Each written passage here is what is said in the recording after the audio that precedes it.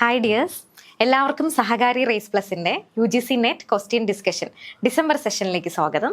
അപ്പോൾ നമ്മൾ മെയിനായിട്ട് നോക്കുന്നത് 2025 ഡിസംബറിൽ കഴിഞ്ഞ നെറ്റ് എക്സാമിൻ്റെ ക്വസ്റ്റ്യൻസ് ആണ്. ഇവിടെ 2025 ഡിസംബർ നെറ്റിൻ്റെ ക്വസ്റ്റ്യൻസ് കാണുന്ന സമയത്ത് നമുക്ക് കുറേ കാര്യങ്ങൾ മനസ്സിലാക്കാനായിട്ട് സാധിക്കും. എപ്പോഴും പ്രീവിയസ് ഇയർ ക്വസ്റ്റ്യൻസ് ഒരു എക്സാം എഴുതുന്നതിന് മുന്നേ, നെറ്റ് എക്സാമോ ഏത് എക്സാമോ ആയിക്കോട്ടെ, എഴുതുന്നതിന് മുന്നേ ഒന്ന് മനസ്സിലാക്കിയിരിക്കുന്നത് നല്ലതായിരിക്കും. എന്താണെന്ന് വെച്ചാൽ ആ ഒരു എക്സാമിൻ്റെ പാറ്റേൺ എങ്ങനെയാണ്, ഏതൊക്കെ സൈഡിൽ നിന്നാണ് നമുക്ക് കൂടുതലും ക്വസ്റ്റ്യൻസ് വരുന്നത് എന്നുള്ളതെല്ലാം നമുക്ക് മനസ്സിലാക്കാനായിട്ട് ഇതിലൂടെ സാധിക്കും. ഓക്കെ, ഒട്ടും സമയം കളയാണ്ട് ക്വസ്റ്റ്യൻസിലോട്ട് പോകാം. ഓക്കെ, അപ്പോൾ ഫസ്റ്റ് വൺ എന്ന് പറയുന്നത്, which of the following approach has included time deposit with commercial banks in the definition of money supply? Money supply related ആയിട്ടുള്ള ഒരു ക്വസ്റ്റ്യൻ ആണ്. അപ്പോൾ ഇവിടെ എന്താ പറഞ്ഞിരിക്കുന്നത്? ഇതിലെ കുറച്ച് അപ്രോച്ചസിനെ കുറിച്ച് പറഞ്ഞിട്ടുണ്ട്. ഫസ്റ്റ് വൺ ഓപ്ഷൻസ് നോക്കാം. First one the conventional approach, second one the Chicago approach, third one the Fed approach and D the Volters approach. അപ്പൊ ഈ 4 ഓപ്ഷൻസിൽ നിന്നും ഏതാണ് നമ്മുടെ ടൈം ഡെപ്പോസിറ്റ് ഇൻക്ലൂഡ് ചെയ്തിട്ടുള്ള ഡെഫിനിഷൻ എന്നാണ് ചോദിച്ചിരിക്കുന്നത്. അപ്പം ഇവിടെ എന്താ നോക്കേണ്ടത്? Time deposit with commercial banks in the definition of money supply ആണ്.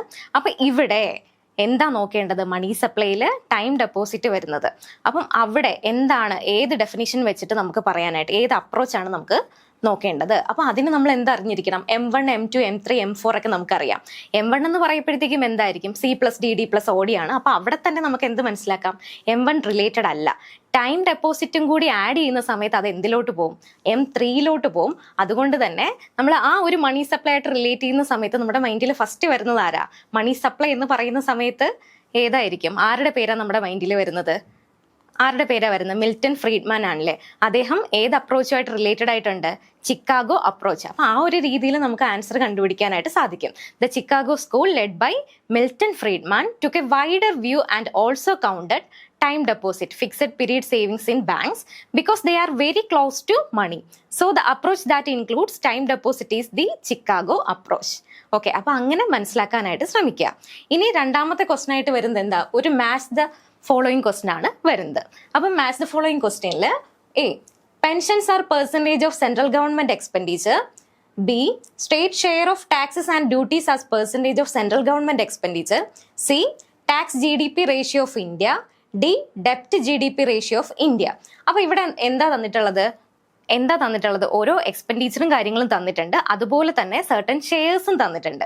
അപ്പൊ നമുക്ക് എന്താണ്, യൂണിയൻ ബജറ്റ് 2025 റിലേറ്റഡ് ആയിട്ടുള്ള ഒരു ക്വസ്റ്റൻ ആണ്. അപ്പൊ എപ്പോഴും നെറ്റ് എക്സാമിന് പോകുന്ന സമയത്ത് നമ്മൾ എന്ത് ചെയ്തിരിക്കണം? എക്കണോമിക് സർവേ ആയിക്കോട്ടെ, അതുപോലെ തന്നെ യൂണിയൻ ബജറ്റ് ഒക്കെ നല്ല രീതിയിൽ നോക്കിയിട്ട് പോയാൽ മാത്രമേ നമുക്ക് എന്ത് ചെയ്യാൻ സാധിക്കത്തുള്ളൂ? ആൻസർ കണ്ടുപിടിക്കാനായിട്ട് സാധിക്കത്തുള്ളൂ. അപ്പൊ നോക്കുക, യൂണിയൻ ബഡ്ജറ്റ് 2025 അനുസരിച്ചിട്ട് ഓരോ എക്സ്പെൻഡിച്ചറും നമുക്ക് ഇവിടെ തന്നിട്ടുണ്ട്. അതിന്റെ ഷെയർസ് ആണ് നമ്മൾ മനസ്സിലാക്കേണ്ടത്. അപ്പൊ എക്സാക്ട് ഫിഗേഴ്സ് അറിയില്ല എന്നുണ്ടെങ്കിൽ പോലും ഏതാണ് കൂടി നിൽക്കുന്നത് അല്ലെങ്കിൽ ഏതാണ് കുറഞ്ഞു നിൽക്കുന്നത് എന്ന് മനസ്സിലാക്കുമ്പോഴത്തേക്കും നമുക്കിത് എന്ത് ചെയ്യാനായിട്ട് സാധിക്കും?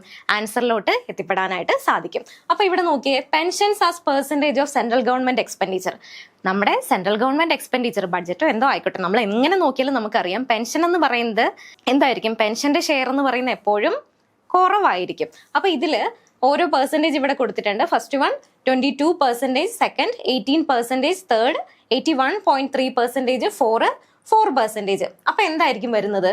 നമ്മുടെ pension as percentage of central government expenditure എന്ന് പറയുമ്പോഴത്തേക്കും എന്തായിരിക്കും? വളരെ കുറവായിരിക്കും അല്ലെ. വളരെ കുറവായിട്ട് വരുന്ന ഒരു റേറ്റ് എന്ന് പറയുന്നത് എന്താണ്? 4% ആണ്. നമ്മുടെ ആൻസർ എന്ന് പറയുന്ന ഓപ്ഷൻ ഡി ആണ്. അപ്പൊ നമുക്ക് എന്താണ് ഫസ്റ്റ് നോക്കുക? Pension as percentage of central government expenditure നോക്കി. എ എന്ന് പറയുന്ന ഓപ്ഷൻ നമ്മൾ നേരത്തെ തന്നെ പറഞ്ഞു 4% ആണ്. അപ്പൊ A4 എന്ന് പറഞ്ഞ് കിട്ടിയാൽ തന്നെ നമുക്ക് നോക്കിയ 2 ഓപ്ഷൻസേ ഉള്ളൂ. അപ്പൊ നമുക്ക് അപ്പോഴും തന്നെ എയും ബിയും എലിമിനേറ്റ് ചെയ്യാനായിട്ട് സാധിക്കും. പിന്നെ വരുന്നത് സിയും ഡിയും ആണ്. അപ്പൊ നമുക്ക് ഫസ്റ്റ് ഓപ്ഷൻ കിട്ടിയിട്ടുണ്ട്. പിന്നെ രണ്ടാമത് എന്താ? State share of taxes and duties as percentage of central government expenditure. അതിന്റെ ആൻസർ എന്തായിരിക്കും? അപ്പൊ ഇവിടെ എന്താ? നമ്മുടെ കറക്റ്റ് ആൻസർ അനുസരിച്ച് എന്താണോ നമുക്ക് കിട്ടിയിട്ടുണ്ട്, ഡി ആണ് ആൻസർ നമുക്ക് കിട്ടിയിട്ടുണ്ട്. അപ്പൊ ഇവിടെ എന്താ? B state share of taxes and duties എത്രയാ വരുന്നത്? 22% ആണ് നമ്മുടെ ഷെയർ ആയിട്ട് വരുന്നത്. പിന്നെ tax GDP ratio fund, tax GDP ratio എത്രയാ? 18%, പിന്നെ ഡെപ്റ്റ് GDP റേഷ്യോ ഓഫ് ഇന്ത്യ, ഡെപ്റ്റ് GDP റേഷ്യോ ആണ് നമുക്ക് ഏറ്റവും കൂടുതലായിട്ട് നിൽക്കുന്നത്. എത്രയാ? 81.3%. അപ്പോൾ ഏകദേശം ഒരു ഐഡിയ ഉണ്ടെന്നുണ്ടെങ്കിൽ നിങ്ങൾക്ക് എത്രയാണ് ഷെയർ, നമ്മുടെ യൂണിയൻ ബജറ്റ് നോക്കുന്നു, അതിൽ എക്സ്പെൻഡിച്ചർ നോക്കുന്ന സമയത്ത് ഒരു കാര്യം മനസ്സിലാക്കുക, പെൻഷൻ കുറവാണ്, എന്നാൽ ഏറ്റവും കൂടുതലായിട്ട് നിൽക്കുന്നത് ഏതാണ്? ഡെപ്റ്റ് GDP റേഷ്യോ ആണ് എന്ന് മനസ്സിലാക്കിയാൽ തന്നെ നമുക്ക് എന്തിലോട്ട് എത്തും? ഡി എന്ന് പറയുന്ന ആൻസറിലോട്ട് എത്തിപ്പെടാനായിട്ട് സാധിക്കും. എക്സാമിന് എപ്പോഴും എന്ത് യൂസ് ചെയ്യുക? എലിമിനേഷൻ ടെക്നിക്ക് നിങ്ങൾ മാക്സിമം യൂസ് ചെയ്യാനായിട്ട് ശ്രമിക്കുക. ഓക്കെ, ഇവിടെ കൊടുത്തിട്ടുണ്ട് കറക്റ്റ് എക്സ്പ്ലനേഷൻ ആണ്. Pensions are a small slice 4%, so A goes with 4%. States get a big chunk of central taxes 22%. അങ്ങനെ നമ്മൾ പറഞ്ഞ കാര്യം തന്നെയാണ് എക്സ്പ്ലനേഷനിൽ കൊടുത്തിട്ടുള്ളത്. ഇനി അടുത്ത നെക്സ്റ്റ് ക്വസ്റ്റ്യൻ നോക്കാം. ഇതും എന്ത് തന്നെയാണ്? ഒരു മാച്ച് ദ ഫോളോയിങ് ക്വസ്റ്റ്യൻ ആണ്. Identify the finance commission with their chairman. Finance commission നമുക്കറിയാലോ, UGC നെറ്റ് നോക്കുന്ന സമയത്ത് മിക്ക എക്സാമിനും കണ്ടിട്ടുള്ള ഒരു ഏരിയ ആണ്. ഫിനാൻസ് കമ്മീഷനും അതുപോലെ തന്നെ ചെയർമാനും ഒരുപാട് ക്വസ്റ്റ്യൻസിൽ PYQs നമുക്ക് കാണുന്ന സമയത്ത് മനസ്സിലാക്കാം. ഓക്കെ, അപ്പോൾ ഇമ്പോർട്ടൻ്റ് ആയിട്ടുള്ള ഒരു ഏരിയ ആണ് ഫിനാൻസ് കമ്മീഷൻ. അപ്പം അടുത്ത നെറ്റ് എക്സാമിനൊക്കെ പോകുന്ന സമയത്ത് നിങ്ങൾ സ്കിപ്പ് ചെയ്യാണ്ട് മാക്സിമം പഠിച്ചിട്ട് തന്നെ പോവുക. അപ്പോൾ എന്താണ് ഇവിടെ കൊടുത്തിട്ടുണ്ട്? ഫസ്റ്റ് ഓപ്ഷൻ എ എന്ന് പറയുന്നത് 12th finance commission C Rangarajan, 11th finance commission AM Khusro, 14th finance commission RK Singh, 15th finance commission YV Reddy. ഇനി നോക്കിയാൽ നമ്മുടെ ഓപ്ഷൻസ് കാണുന്ന സമയത്ത് അറിയാം, 2 വീതം മാത്രമേ കൊടുത്തിട്ടുള്ളൂ. A and D, B and C, C and D, A and B. അപ്പൊ തന്നെ നമുക്ക് എന്ത് മനസ്സിലായി? ഈ തന്നിരിക്കുന്ന ഫിനാൻസ് കമ്മീഷനും അതുപോലെ തന്നെ അതിന്റെ ചെയർമാനും നോക്കുന്ന സമയത്ത് 2 ആൻസർ എന്തായിട്ടുള്ളൂ? ശരിയായിട്ടുള്ളൂ. ബാക്കിയുള്ള ആൻസേഴ്സ് എന്താണ്? തെറ്റായിട്ടാണ് അവർ കൊടുത്തിട്ടുള്ളതെന്ന് മനസ്സിലാക്കാം. അപ്പൊ നോക്കാം, 12th ഫിനാൻസ് കമ്മീഷൻ ആര് തന്നെയാണ് ചെയർമാൻ എന്ന് പറയുന്നത്? C രംഗരാജൻ തന്നെയാണ്. 11th ഫിനാൻസ് കമ്മീഷനും ആര് തന്നെയാണ്? AM ഖുസ്രു ആണ്. അപ്പം നമുക്കറിയാം എയും ബിയും എന്താണ്? റൈറ്റ് ആയിട്ടാണ് വരുന്നത്. പക്ഷേ 14th ഫിനാൻസ് കമ്മീഷനും 15th ഫിനാൻസ് കമ്മീഷനും എന്ത് ചെയ്തിട്ടുണ്ട്? അവരെ മാറ്റിയാണ് ഇട്ടിരിക്കുന്നത്. നമുക്കും പെട്ടെന്ന് കാണുമ്പോൾ ഒരു കൺഫ്യൂഷൻ വരാല്ലേ.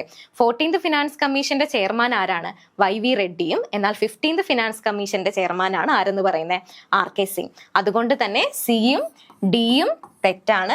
അപ്പൊ നമ്മുടെ ആൻസർ ആയിട്ട് വരുന്നത് എന്താ? എയും ബിയും വരുന്ന ഓപ്ഷൻ ഡി ആണ് നമ്മുടെ കറക്റ്റ് ആൻസർ ആയിട്ട് വരുന്നത്. ഓക്കെ, ക്ലിയർ ആയി എന്ന് വിചാരിക്കുന്നു. 12th finance commission was headed by C Rangarajan and 11th finance commission AM Khusro. രണ്ടും കറക്റ്റ് തന്നെയാണ്. ബാക്കിയുള്ള 2 തെറ്റാണെന്ന് പറഞ്ഞിട്ടുണ്ട്. ഓക്കെ, ഇനി വീണ്ടും അടുത്തത് എന്ത് തന്നെയാണ്? ഒരു മാച്ച് ദ ഫോളോയിങ് ക്വസ്റ്റ്യൻ ആണ് വന്നിരിക്കുന്നത്. ഇവിടെ നോക്കിയേ, 14th finance commission, 15th finance commission, ഇതും എന്ത് തന്നെയാണ്? ഫിനാൻസ് കമ്മീഷൻ റിലേറ്റഡ് തന്നെയാണ്. 14th finance commission, 15th finance commission, 12th finance commission, 13th finance commission. ഇവിടെ എന്ത് കൊടുത്തിട്ടുണ്ട്? ഓരോ റേറ്റുകൾ കൊടുത്തിട്ടുണ്ടല്ലേ. Vertical tax devolution 41%, second option 42%, third state share 32% and 4 30.5%. അപ്പൊ ഇതില് നമ്മൾ എന്ത് ചെയ്യണം? Match the following. കറക്റ്റ് ആ ഒരു പോയിന്റ് അറിഞ്ഞിരുന്നാൽ മാത്രമേ നമുക്ക് എന്ത് ചെയ്യാൻ കഴിയത്തുള്ളൂ? ആൻസറിലോട്ട് എത്തിപ്പെടാനായിട്ട് സാധിക്കത്തുള്ളൂ. അപ്പൊ നമ്മൾ 14th ഫിനാൻസ് കമ്മീഷനും 15th ഫിനാൻസ് കമ്മീഷനും പഠിക്കുന്ന സമയത്ത് ഞാനൊക്കെ പഠിപ്പിച്ചിട്ടുള്ള കാര്യമാണ്. എന്താണ്? 14th നിന്ന് 15th വരുന്ന സമയത്ത് വന്ന ആദ്യത്തെ മാറ്റം എന്ന് പറയുന്നത് എന്തായിരുന്നു? വെർട്ടിക്കൽ ടാക്സ് ഡെവല്യൂഷൻ എന്തായിട്ട് മാറി? നേരത്തെ 42 ഉണ്ടായിരുന്നത് ഇപ്പൊ എന്തായിട്ട് മാറി? 41 ആയിട്ട് മാറി. അപ്പോഴേ തന്നെ ആ ഒരു പോയിന്റ് കിട്ടിയാൽ തന്നെ നമുക്ക് നോക്കാം ആൻസർ കിട്ടുമെന്നുള്ളത്. അപ്പൊ 14th ഫിനാൻസ് കമ്മീഷൻ എന്താ ചെയ്തത്? നമ്മുടെ വെർട്ടിക്കൽ ടാക്സ് ഡെവല്യൂഷൻ എത്രയായിരുന്നു? 42% ആയിരുന്നു എന്ന് പറഞ്ഞു. അപ്പൊ 14th 42% വരുന്ന ഓപ്ഷൻ ഏതാ? A2 ആവണം. A2 ആവുമ്പോഴത്തേക്ക് ഇതാ നോക്കിയേ, ഫസ്റ്റ് ആ ഒരു ഒറ്റ പോയിന്റ് കിട്ടിയാൽ തന്നെ നമുക്ക് എന്ത് ചെയ്യാൻ കഴിയും? ബാക്കിയുള്ള ഓപ്ഷൻസ് എല്ലാം നമുക്ക് എലിമിനേറ്റ് ചെയ്യാനായിട്ട് സാധിക്കും. ഇവിടെ നോക്കിയേ, ഓരോന്നും ഓരോ പോയിന്റ് അല്ലേ തന്നിരിക്കുന്നത്. ഇതിൽ 2 എന്ന് പറയുന്ന ഓപ്ഷനുള്ള ഒന്ന് മാത്രമേ ഉള്ളൂ. ഏതായിരുന്നു? ഓപ്ഷൻ ഡി ആയിരുന്നു. അപ്പൊ നമ്മുടെ ആൻസർ ഏതാ? ഓപ്ഷൻ ഡി ആണ് ആൻസർ ആയിട്ട് വരുന്നത്. അപ്പൊ ആ ഒരു കമ്പയർ ചെയ്ത് പഠിച്ചിട്ടുള്ള ആൾക്കാർക്ക് ഈസി ആയിട്ട് തന്നെ ഇതിന് ആൻസർ ചെയ്യാനായിട്ട് കണ്ടെത്താനായിട്ട് സാധിക്കും. അപ്പൊ 14th ഫിനാൻസ് കമ്മീഷൻ എന്തായിരുന്നു? നമ്മുടെ ടാക്സ് ഡെവല്യൂഷൻ 42% ആയിരുന്നു. എന്നാൽ 15 ആയ സമയത്ത് അത് എത്രയായിട്ട് കുറച്ചു? 41 ആയിട്ട് കുറച്ചു. പിന്നെ ബാക്കിയുള്ള 2 12th ഫിനാൻസ് കമ്മീഷൻ എത്രയാ വരുന്നത്? 12th ഫിനാൻസ് കമ്മീഷൻ 4 ആണ്, 30.5% സ്റ്റേറ്റ് ഷെയർ. പിന്നെ അതുപോലെ തന്നെ 30th ഫിനാൻസ് കമ്മീഷൻ എന്തായിരുന്നു?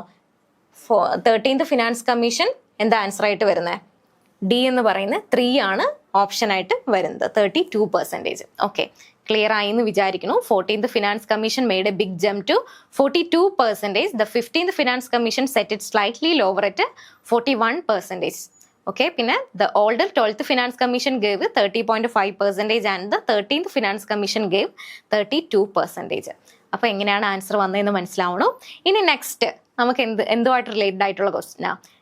നമുക്കെല്ലാം അറിയാവുന്ന കാര്യമാണ് 2016 എന്ത് സംഭവിച്ചിട്ടുണ്ട്? നോട്ടുകളെല്ലാം നിരോധിച്ചിട്ടുണ്ട്.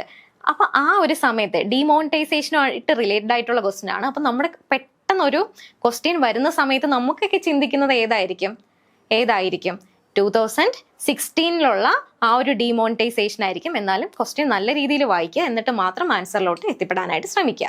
നമ്മുടെ ക്വസ്റ്റ്യൻ എന്ന് പറയുന്നത് എന്താ? In which year were the notes of 1000 denomination demonetized for the first time in India? അപ്പൊ എന്താ ഇവിടെ ചോദിച്ചിരിക്കുന്നത്? 1000 രൂപ നോട്ട് ഇന്ത്യയിൽ ആദ്യമായിട്ട് നിരോധിച്ച വർഷം ഏതാണ്? അപ്പൊ നമ്മൾ പെട്ടെന്ന് 1000 രൂപ നോട്ട് നിരോധിച്ച വർഷം എന്ന് പറയുമ്പോൾ നമുക്ക് പെട്ടെന്ന് സ്ട്രൈക്ക് ചെയ്യുന്നത് ഏതായിരിക്കും? 2016 ആയിരിക്കും. പക്ഷെ അത് മാർക്ക് ചെയ്ത് എന്താ സംഭവിക്കാൻ പോണേ? നമ്മുടെ മാർക്ക് പോവും. അപ്പോൾ നമ്മൾ ഒരു കാര്യം മനസ്സിലാക്കുക, ഇതിനു മുന്നേയും എന്ത് ചെയ്തിട്ടുണ്ട്? നോട്ട് ഡിമോണിറ്റൈസ് ചെയ്തിട്ടുണ്ട്.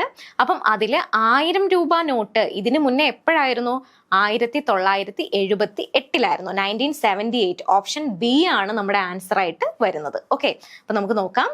Many people only remember the 2060 was demonetization, but the ₹1000 note was actually scrapped much earlier. എന്നാണ് 1978. ഏതൊക്കെ നോട്ടുകൾ ഉണ്ടായിരുന്നു അതിന്റെ കൂട്ടത്തിൽ? 5000ഉം അതുപോലെ തന്നെ 10,000 നോട്ട്സും എല്ലാം 1978 ഡിമോണിറ്റൈസ് ചെയ്തിട്ടുണ്ട്. അപ്പോൾ അവിടെ എന്തായിരുന്നു? ഒരു സ്പെഷ്യൽ ലോ അനുസരിച്ചിട്ടായിരുന്നു. അതുകൊണ്ട് നമ്മുടെ ഫസ്റ്റ് ഡിമോണിറ്റൈസേഷൻ വരുന്നത് എപ്പോഴാണ്? 1978 ആണ്. ഓക്കെ, പിന്നെ 2016 എന്തെന്ന് പറയുന്നത്? രണ്ടാമത്തെ പ്രാവശ്യം 1000 രൂപ നോട്ട് നിരോധിക്കുന്നത്. അപ്പൊ അത് മൈൻഡിൽ ഉണ്ടായിരിക്കുക. ഇനി വീണ്ടും എന്താണ് ഒരു ക്വസ്റ്റ്യൻ വരികയാണ്. എന്താ? ഫസ്റ്റ് എന്തുമായിട്ട് റിലേറ്റഡ് ആയിട്ടുള്ള ക്വസ്റ്റ്യൻ ആണ്? നമ്മുടെ മെട്രിക്സുമായിട്ട് റിലേറ്റഡ് ആയിട്ടുള്ള ക്വസ്റ്റ്യൻ ആണ്. Based on option A, matrix addition is not commutative. B, matrix addition is associative. C, matrix multiplication is commutative. Option D, matrix multiplication is associative if product exist. അപ്പൊ നമുക്ക് ഇവിടെയും option കാണുന്ന സമയത്ത് എന്താണ്? 2 വീതമേ തന്നിട്ടുള്ളൂ. അപ്പൊ നമുക്ക് എന്ത് മനസ്സിലായി? നമ്മുടെ ക്വസ്റ്റ്യനിൽ 2 നമുക്ക് എത്ര ഓപ്ഷൻസ് ഉണ്ട്? 4 ഓപ്ഷൻസ് ഉണ്ട്. പക്ഷേ അതിൽ 2 ശരി എന്നുള്ളത് നമുക്ക് ഇതിലെ ലാസ്റ്റ് ഓപ്ഷൻസ് കാണുന്ന സമയത്ത് മനസ്സിലാവും. അതിലേതാണ് ശരി എന്നുള്ളത് നമ്മൾ മനസ്സിലാക്കിയിരിക്കാം. ഫസ്റ്റ് വൺ എന്താണ്? Matrix addition is not commutative. Not commutative ആണോ? നമുക്കറിയാം മെട്രിക്സ് അഡിഷൻ എന്ന് പറയുന്നത് എപ്പോഴും എന്താണ്? കമ്മ്യൂട്ടേറ്റീവ് ആണ്. നോട്ട് കമ്മ്യൂട്ടേറ്റീവ് എന്ന് പറയുമ്പോൾ തന്നെ നമുക്ക് എന്ത് ചെയ്യാൻ കഴിയും?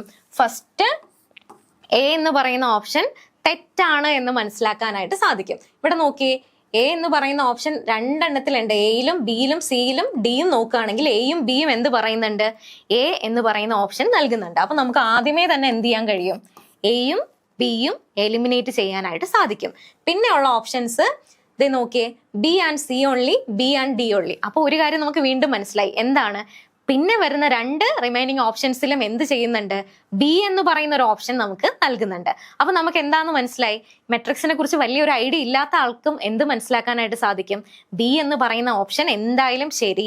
അപ്പൊ first option addition is not commutative എന്നുള്ളത് തെറ്റാണെന്ന് മനസ്സിലാക്കിയാൽ തന്നെ നമുക്ക് എന്ത് ചെയ്യാനായിട്ട് സാധിക്കും?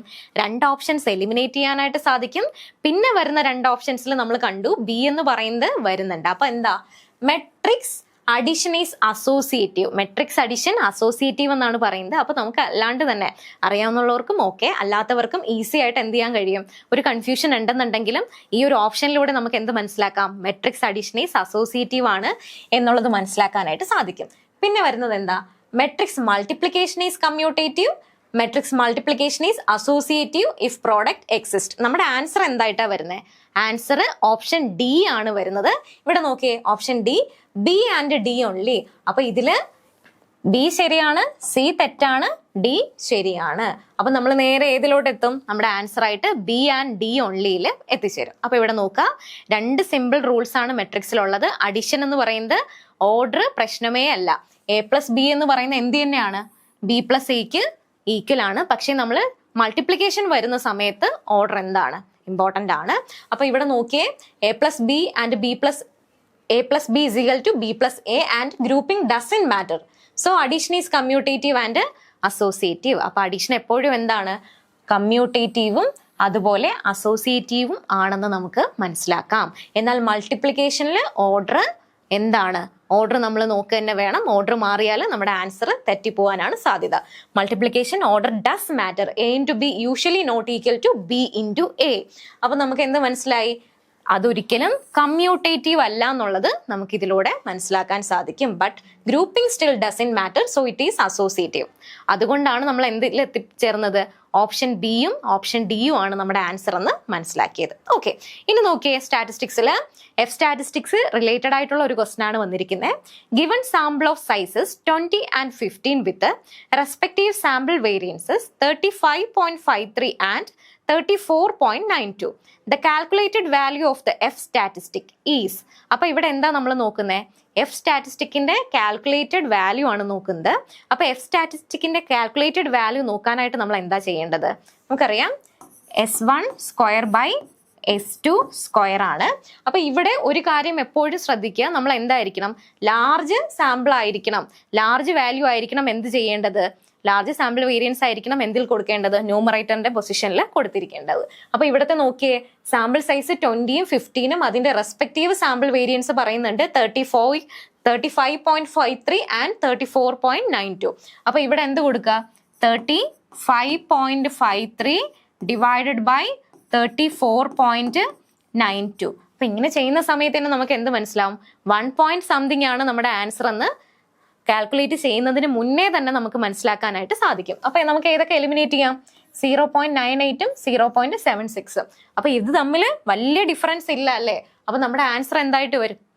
1.02 ആണ് ആൻസർ ആയിട്ട് വരുന്നത്. ഓപ്ഷൻ എ ആണ് നമ്മുടെ ആൻസർ. ഇവിടെ കൊടുത്തിട്ടുണ്ട് നോക്കുക. F statistic is just one variance divided by another with the bigger variance always on top. ഞാൻ പറഞ്ഞു നമ്മൾ എന്ത് ചെയ്യണം?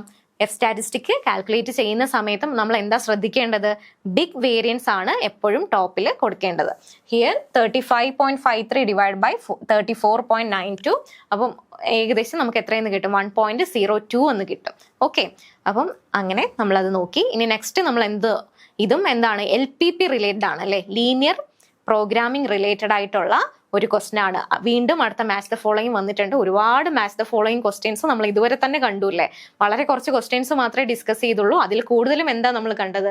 മാച്ച് ദ ഫോളോയിങ് ക്വസ്റ്റ്യൻസ് ആയിരുന്നു കണ്ടത്. Match list 1 with list 2. Options നോക്കാം. A slack variable, B surplus variable, C optimal solution, D infeasible solution. അതിൽ വീണ്ടും first one best of all feasible solutions, second one solution violating at least one condition, third less than or equal to type inequalities, fourth one greater than equal to type inequalities. എങ്ങനെ ആൻസറിലോട്ട് എത്തിപ്പെടുക? അപ്പൊ ഇവിടെ നോക്കുക, നമുക്കിതിൽ എല്ലാം അറിഞ്ഞില്ല എന്നുണ്ടെങ്കിൽ പോലും എന്താണ് ഓരോ ഓപ്ഷൻസ് ആയിട്ട് നോക്കി എപ്പോഴും നിങ്ങൾക്ക് എന്താണ് എക്സാം എഴുതുന്ന സമയത്ത് എല്ലാം അറിയുന്ന ആൾക്കാർക്കും ഓക്കെ, അറിഞ്ഞുകൂടാത്ത ആൾക്കാർക്കും എന്താണ് ഓപ്ഷൻസ് എലിമിനേറ്റ് ചെയ്ത ആൻസറിലോട്ട് എത്തിപ്പെടാനായിട്ട് മാക്സിമം ശ്രമിക്കുക. അപ്പൊ നമുക്കിവിടെ എന്തൊക്കെ അറിയാം? പെട്ടെന്ന് ഒരാൾ നോക്കുകയാണെന്നുണ്ടെങ്കിലും ആദ്യമായിട്ട് കാണുന്ന ഏരിയ അല്ലെങ്കിൽ LPP നോക്കിയിട്ടേ ഇല്ല, പഠിച്ചിട്ടില്ല, അങ്ങനെയാണെന്നുണ്ടെങ്കിലും ചില ആൻസേഴ്സിലോട്ട് നമുക്ക് എത്തിപ്പെടാനായിട്ട് സാധിക്കും. ഇവിടെ നോക്കിയേ, ഒപ്റ്റിമൽ സൊല്യൂഷൻ നമ്മൾ ഇതിന് മുന്നേയും കേട്ടിട്ടുണ്ട്. സ്ലാക്കും സർപ്ലസും ഒക്കെ ഒരു ചെറിയൊരു കൺഫ്യൂഷൻ വന്നാലും ഒപ്റ്റിമൽ സൊല്യൂഷൻ എന്ന് പറയപ്പോഴത്തേക്കും അത് എന്തിലായിരിക്കും വരുന്നത്? എന്തായിരിക്കും വരുന്നത്? ഒപ്റ്റിമൽ സൊല്യൂഷൻ എന്ന് പറയപ്പോഴത്തേക്കും ഇതിൽ best of all feasible solution ആയിരിക്കത്തില്ലേ വരുന്നത്? ഒപ്റ്റിമൽ സൊല്യൂഷൻ എന്ന് പറയുമ്പോൾ best of all feasible solution ആയിരിക്കത്തില്ലേ? അപ്പൊ നമുക്ക് ഒരു ഡൗട്ട് ഉണ്ട്. സി എന്താണ്? 1 ആയിട്ട് വന്നാൽ, സി 1 ആയിട്ട് വരുന്നാൽ ഇതാ നോക്കിയേ, 2 എണ്ണം ഉണ്ട്. നമുക്ക് ഏതൊക്കെ എലിമിനേറ്റ് ചെയ്യാനായിട്ട് സാധിക്കും? ബിയും സിയും എലിമിനേറ്റ് ചെയ്യാനായിട്ട് സാധിക്കും. പിന്നെ വരുന്നത് ഏതൊക്കെയാണ്? എയും ഡിയും ആണുള്ളത്. അപ്പോൾ ഒരെണ്ണത്തിന്റെ ആൻസറും കൂടെ കിട്ടിയാൽ തന്നെ പെട്ടെന്ന് നമുക്ക് എന്ത് ചെയ്യാൻ കഴിയും? ആൻസർ കണ്ടുപിടിക്കാനായിട്ട് സാധിക്കും. അപ്പൊ ഇവിടെ നോക്കുക, സ്ലാക്ക് വേരിയബിൾ എന്ന് പറയപ്പോഴത്തേക്കും നമ്മുടെ ആൻസർ എന്താ വരുന്നത്? നമ്മുടെ ഓപ്ഷൻ ഇതിൽ ഏതാ മാച്ച് ചെയ്യാനായിട്ട് സാധിക്കുന്നത്? സ്ലാക്ക് വേരിയബിൾ എന്ന് പറയപ്പോഴത്തേക്കും ടൈപ്പ് ഓഫ് ഇൻഇക്വാലിറ്റീസ് എന്തായിരിക്കും? ലെസ് ദാൻ 1 വരുമ്പോഴത്തേക്കും നമുക്ക് എന്തായിരിക്കും? ലെസ് ദാൻ 1 ആണ് വരുന്നതെങ്കിൽ സ്ലാക്ക് വേരിയബിൾ, സർപ്ലസ് വേരിയബിൾ ആണെങ്കിലോ ഗ്രേറ്റർ ദാൻ 1 ആയിരിക്കും വരുന്നത്. അപ്പം അത് വെച്ച് നമുക്ക് നോക്കാം കറക്റ്റ് ആൻസർ ഏതായിട്ട് നമുക്ക് കിട്ടും? ഡി ആയിട്ട് കിട്ടും. ഓരോന്നായിട്ട് നോക്കാം. A slack variable is added to a less than or equal constraint to use up the spare room. So A goes with less than or equal to. A surplus variable is taken away from A greater than or equal. പിന്നെ optimal solution എന്താണെന്നുള്ളതും നമ്മൾ നോക്കി. Okay, അപ്പോൾ ഒരു 2 answer തന്നെ കിട്ടിയാൽ നമുക്ക് easy ആയിട്ട് answer കണ്ടുപിടിക്കാനായിട്ട് സാധിക്കും. അപ്പോൾ ഇനി അടുത്ത നെക്സ്റ്റ് ക്വസ്റ്റ്യൻ നോക്കാം. The basic prepositions of neo classical growth theory. അപ്പോൾ ഡെവലപ്മെന്റ് എക്കണോമിക്സ് ആണല്ലേ, മിക്സ് ചെയ്തിട്ടാണ് ക്വസ്റ്റ്യൻസ് വന്നിട്ടുള്ളത്. അപ്പോൾ നമ്മൾ ഇനി നെക്സ്റ്റ് എന്താണ് വരുന്നത്, നിയോ ക്ലാസിക്കൽ ഗ്രോത്ത് തിയറി ആയിട്ട് റിലേറ്റഡ് ആയിട്ടുള്ളത്. നിയോ ക്ലാസിക്കൽ ഗ്രോത്ത് തിയറി എന്ന് പറയുമ്പോൾ തന്നെ നമ്മുടെ മൈൻഡിൽ ആരുടെ പേരായിരിക്കും വരുന്നത്? നിയോ ക്ലാസിക്കൽ ഗ്രോത്ത് തിയറി എന്ന് പറയുമ്പോൾ സോളോ ആണല്ലേ. നമുക്ക് എന്തായാലും ഓപ്ഷൻസ് നോക്കി നോക്കാം. ഓപ്ഷൻ എ എന്ന് പറയുന്നത് എന്താ? Growth of output depends on rate of growth of labour productivity. Option B, growth of output depends on level of per capita income. Option C, ratio of savings and investment determines growth. Option D, only investment determines growth. ഇനി നോക്കിയേ, നമ്മുടെ ആൻസറിന്റെ options നോക്കുന്ന സമയത്ത് 2 വീതമേ കൊടുത്തിട്ടുള്ളൂ. അപ്പൊ നമുക്ക് വീണ്ടും ഒരു കാര്യം കൂടെ മനസ്സിലായി. എന്ത് മനസ്സിലായി? ഇതിൽ 2 ഓപ്ഷൻസ് ആണ് ശരിയെന്ന് പറയുന്നത്, 2 എന്താണ്? തെറ്റാണ്. കാരണം നമ്മൾ ആൻസേഴ്സിൽ തന്നെ എന്ത് മനസ്സിലാക്കി? 2 വീതമേ ഓപ്ഷനിൽ വന്നിട്ടുള്ളൂ. അപ്പൊ 2 തെറ്റാണ്, അതുപോലെ 2 ശരിയാണ് വരുന്നത്. അപ്പൊ ഇവിടെ നോക്കിയേ, growth of output depends on rate of growth of labour productivity. അപ്പൊ നമ്മൾ എന്തറിയണം? സോളോ മോഡൽ അറിഞ്ഞിരിക്കണം അല്ലേ? സോളോ മോഡലിന് എന്തിനാ പ്രാധാന്യം കൊടുത്തിരിക്കുന്നത്? സോളോ മോഡലില് പ്രധാനമായിട്ടും എന്തിനൊക്കെയാ? സേവിങ് ഇൻവെസ്റ്റ്മെന്റും നമ്മൾ ഇമ്പോർട്ടൻസ് കൊടുക്കുന്നുണ്ടെന്ന് അറിയാം. അതുപോലെ തന്നെ എന്താണ്? Growth of labour productivity. പുതുതായിട്ട് ഇന്നോവേഷൻസ് ഒക്കെ വരുന്ന സമയത്ത്, ടെക്നോളജി എല്ലാം യൂസ് ചെയ്യുന്ന സമയത്ത് എന്ത് സംഭവിക്കും? ലേബർ പ്രൊഡക്ടിവിറ്റി ഇൻക്രീസ് ചെയ്യുമെന്ന് നമുക്കറിയാം. അതുകൊണ്ട് നമ്മുടെ ആൻസർ ആയിട്ട് എന്താണ് വരുന്നത്? അപ്പോൾ എ കിട്ടിയാൽ തന്നെ, എ എന്ന് പറയുന്ന പോയിന്റ് നമുക്ക് ക്ലിയർ ആക്കിയാൽ തന്നെ അറിയാം, സിയും ഡിയും നമുക്ക് എന്ത് ചെയ്യാനായിട്ട് സാധിക്കും? നമുക്ക് എലിമിനേറ്റ് ചെയ്യാനായിട്ട് സാധിക്കും. പിന്നെ ബി ആണോ സി ആണോ ശരി എന്നുള്ളത് മനസ്സിലാക്കിയാൽ മതി. അപ്പോൾ ഫസ്റ്റ് ഓപ്ഷൻ ശരിയാന്നുള്ളത് നമുക്ക് മനസ്സിലായി. സെക്കൻഡ് ഓപ്ഷൻ എന്താ? Growth of output depends on level of per capita income. Next, അപ്പോൾ അതെന്താണ്? Per capita income. അപ്പം അത് നമുക്ക് വരുന്നില്ല. നെക്സ്റ്റ് വൺ ഏതാ? നെക്സ്റ്റ് വൺ എന്ന് പറയുന്നത് C, ratio of savings and investment determines growth. നമുക്കറിയാം സേവിങ്ങും ഇൻവെസ്റ്റ്മെന്റിനും അദ്ദേഹം കൂടുതൽ പ്രാധാന്യം നൽകുന്നുണ്ട്. പിന്നെ ഓൺലി ഇൻവെസ്റ്റ്മെന്റ് മാത്രമാണോ? അല്ല, സേവിങ്ങിനും ഇൻവെസ്റ്റ്മെന്റിനും അദ്ദേഹം ഇമ്പോർട്ടൻസ് നൽകുന്നുണ്ട്. അപ്പൊ നമ്മുടെ ആൻസർ ഏതാണ്? ഓപ്ഷൻ എ ആണ്. എ ആൻഡ് സി ഓൺലി ആണ് കറക്റ്റ് ആയിട്ട് വരുന്നത്. In the solo neo classical model, long run growth comes mainly from workers becoming more productive through technology and skills. പുതിയ ടെക്നോളജി എല്ലാം വരുന്ന സമയത്ത്, ടെക്നോളജിയും സ്കിൽസും വരുന്ന സമയത്ത് എന്ത് സംഭവിക്കും? അവരുടെ വർക്കേഴ്സിന്റെ പ്രൊഡക്ടിവിറ്റി ഇൻക്രീസ് ചെയ്യും. പിന്നെ അതുപോലെ തന്നെ and from how much A country saves and invest. അപ്പം ഓപ്ഷൻ എയും സിയും ആണ് വരുന്നത്.